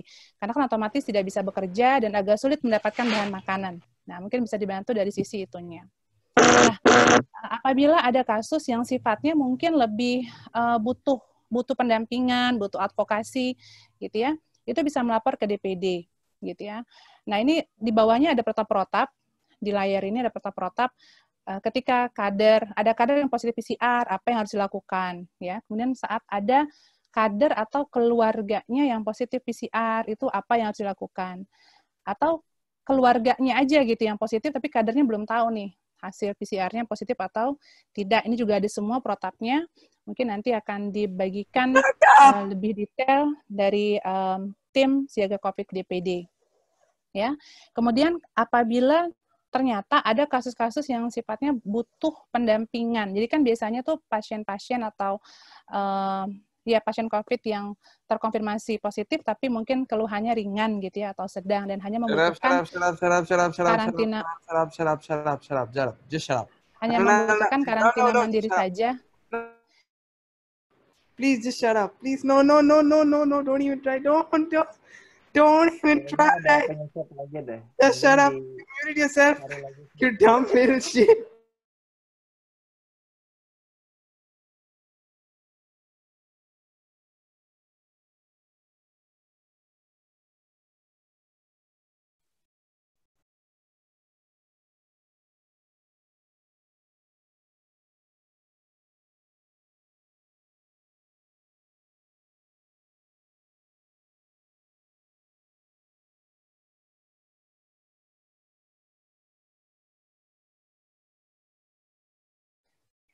Sudah bisa dilanjutkan?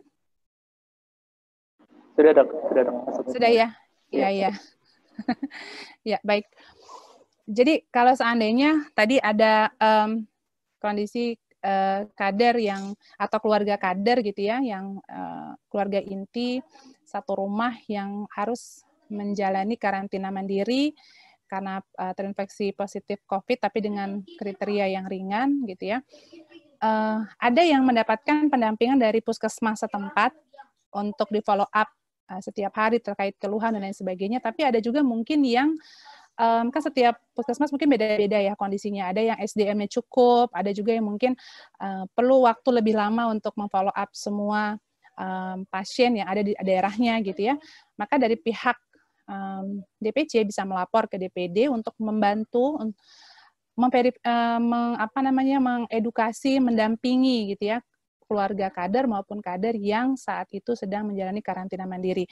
Mungkin terkait adanya rekomendasi obat-obatan yang bisa digunakan dari keluhan-keluhan yang dirasakan oleh kader, maupun mungkin edukasi-edukasi kesehatan lainnya ya, terkait yang dialami oleh kader saat menjalani karantina mandiri.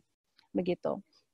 Nah, kemudian apabila ada kondisi yang sifatnya agak berat gitu ya, agak berat sehingga tidak memungkinkan untuk dirawat atau di karantina mandiri di rumah, dan butuh perawatan intensif lebih serius di rumah sakit, maka itu bisa melapor ke pihak tim Siaga COVID DPW untuk nanti kami coba proses untuk pertama mencarikan rumah sakit rujukan COVID yang sekiranya saat itu sedang kosong begitu ya, bisa menerima pasien. Walaupun terus terang seperti yang Dr. Faris sampaikan tadi, memang di mana-mana saat ini rumah sakit penuh gitu ya, terutama oleh pasien COVID.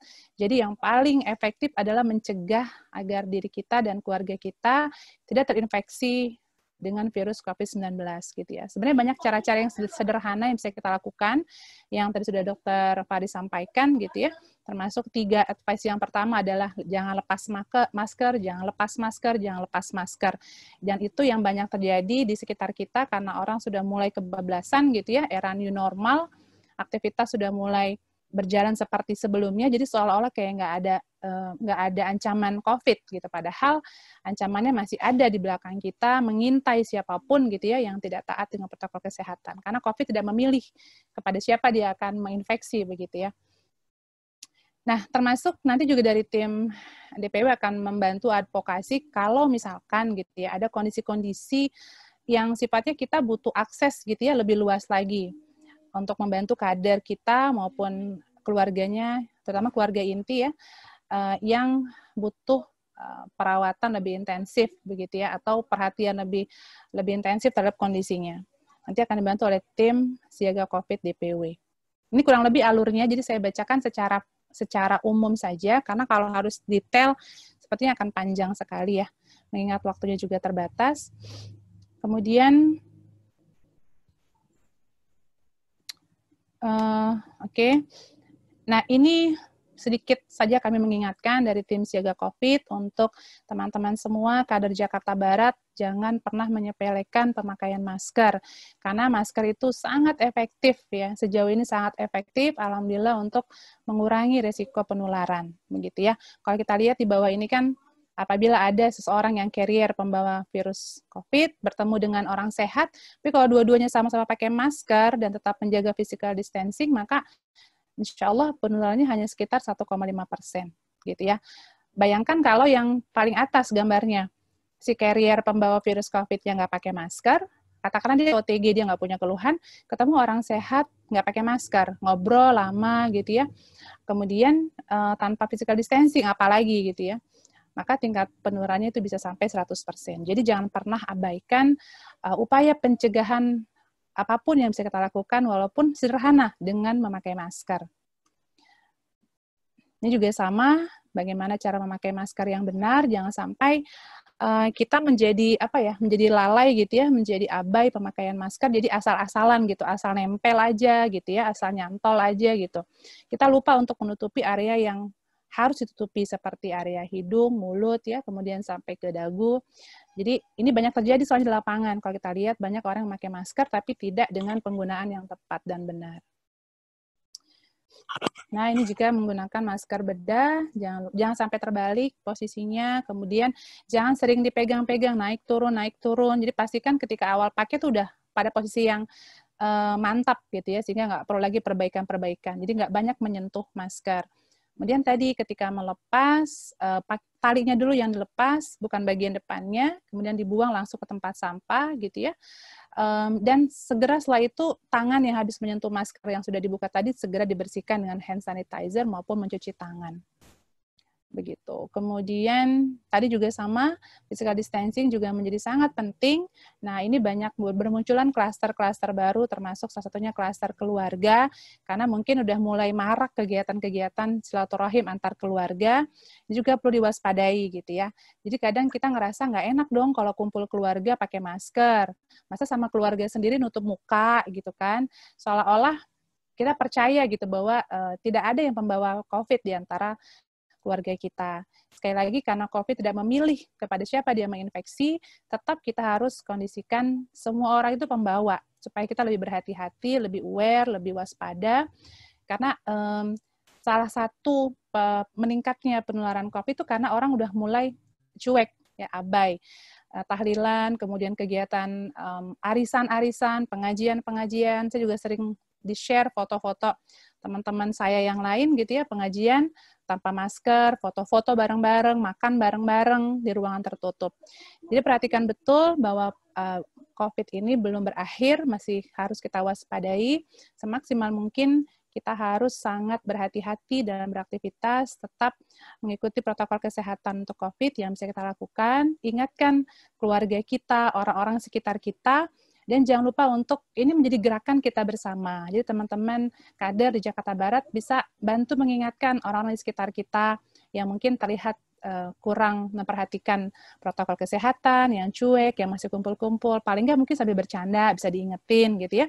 Setidaknya kita menjadi relawan stop penyebaran COVID ya di sekitar kita. Sehingga saya rasa kalau semua kader punya kekompakan yang sama, punya semangat yang sama, ini menjadi gerakan kita bersama, insya Allah mudah-mudahan ini cukup efektif untuk membantu menurunkan angka penularan COVID, terutama di DKI Jakarta. Mungkin itu yang bisa saya sampaikan. Kalau untuk detailnya nanti bisa ditindaklanjuti oleh tim Siaga COVID DPD Jakarta Barat. Dan nanti untuk teman-teman DPRA, juga DPC, kami mohon kerjasamanya untuk bisa sama-sama kita bersinergi untuk memainkan peran masing-masing dalam rangka kita menangani penyebaran COVID di antara kader.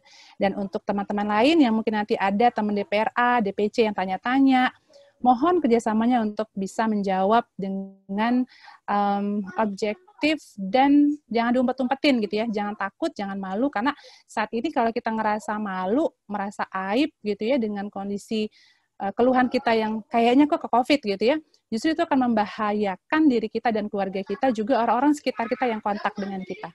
Gitu. Baik, mungkin cukup sekian Dr. Dwi Ari yang bisa saya sampaikan. Terima kasih untuk kesempatannya. Salam sehat selalu untuk semua kader di Jakarta Barat.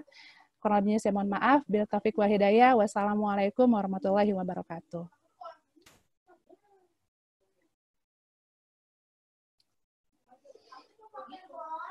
Ya, Dr. Dwi Ari, saya kembalikan. Sepertinya masih unmute ya, Dr. Dwi Ari. Suaranya nggak terdengar.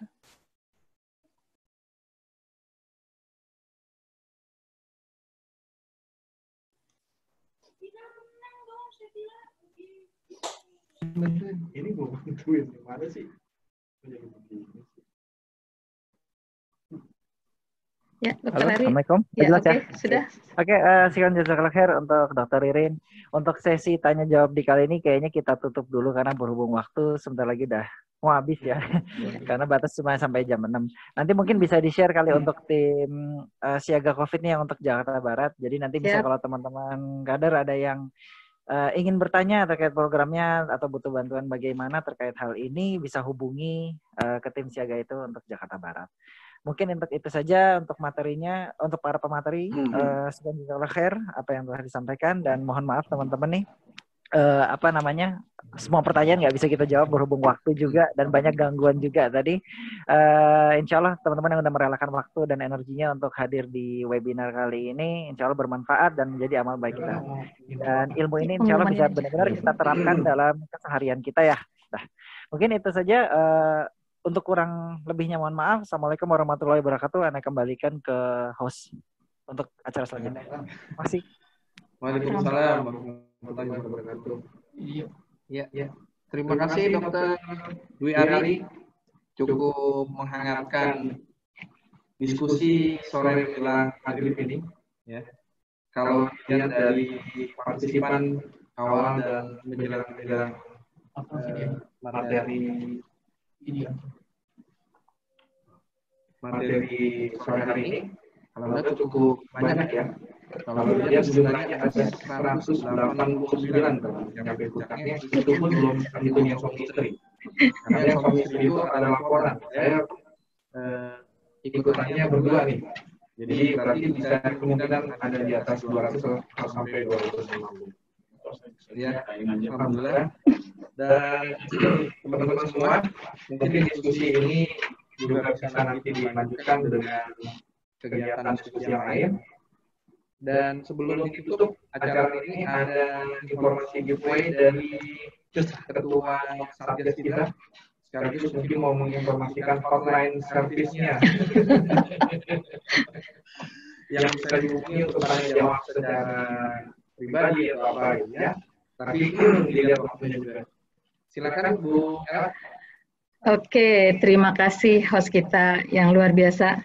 Baik teman-teman sekalian, rangkaian acara hari ini kita tutup dengan informasi giveaway. Ada 10 orang yang berhak mendapatkan giveaway berbentuk pulsa senilai Rp50.000. Lumayan kan ya? Alhamdulillah. Alhamdulillah. Pemenang tersebut adalah yang pertama Bapak Namal Syah dari Menjawab Kuis, kemudian yang kedua Bapak Abdurrahman, yang ketiga Ibu Rafika, yang keempat M. Jaul Haq, yang kelima Inang ya dari Duri Kosambi, kemudian Ibu Mina dari Joglo untuk pemenang yang menjawab kuis, kemudian Ibu Rati Handayani, Rizka Melati, Hildawati, dan Yaya. Pada 10 orang pemenang giveaway tersebut dapat menghubungi Bang Jun, ya Bapak Junaidi, di nomor HP 0815 8197 Saya ulangi, 0815 8197 Salam sehat untuk semua. Ya, salam sehat luar biasa ya. Kalau ketua Satgas DPD-nya sudah semangat seperti ini, seharusnya teman-teman kader di DPD Jakarta Barat juga harus lebih semangat lagi ya. Karena untuk menjaga ritme kita di masa pandemi ini harus benar-benar saling mengingatkan satu dengan yang lainnya, dan juga konsumsi vitamin yang sudah disampaikan oleh Dr. Faris dan juga Ustadz Saibah. Jadi secara jasmani juga harus dijaga, rohani juga harus dijaga, ya. Untuk materi yang disampaikan pada sore hari ini, lewat struktur. Di-share lewat struktur melalui struktur, ya. Insya Allah ada 2 jalur ya, melalui struktur. Nanti struktur mungkin bisa melalui pembinanya ataupun pembimbingnya, bisa ditanyakan insya Allah. Mungkin itu aja yang bisa kami sampaikan selaku panitia kuliah kesehatan online pada sore hari ini.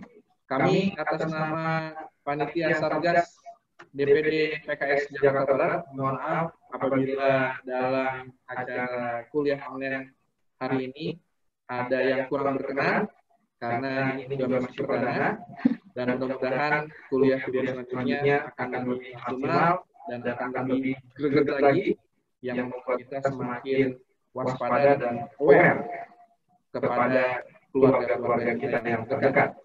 Dan yang terpenting adalah kita semua tetap menjaga kesehatan kita, dan tidak lupa disampaikan juga kalau COVID ini bukan aib.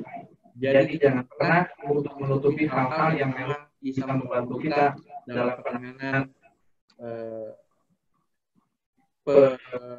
penyembuhan, ya, penanganan penyembuhan buat teman-teman. Jadi perlu edukasi yang lebih masif, yang lebih kencang lagi, dan juga edukasi yang mendidik kepada keluarga dan tetangga kita, ya. Dan kita tutup dengan sama-sama membaca istighfar 3 kali. Astagfirullahaladzim. Astagfirullahaladzim. Alhamdulillah.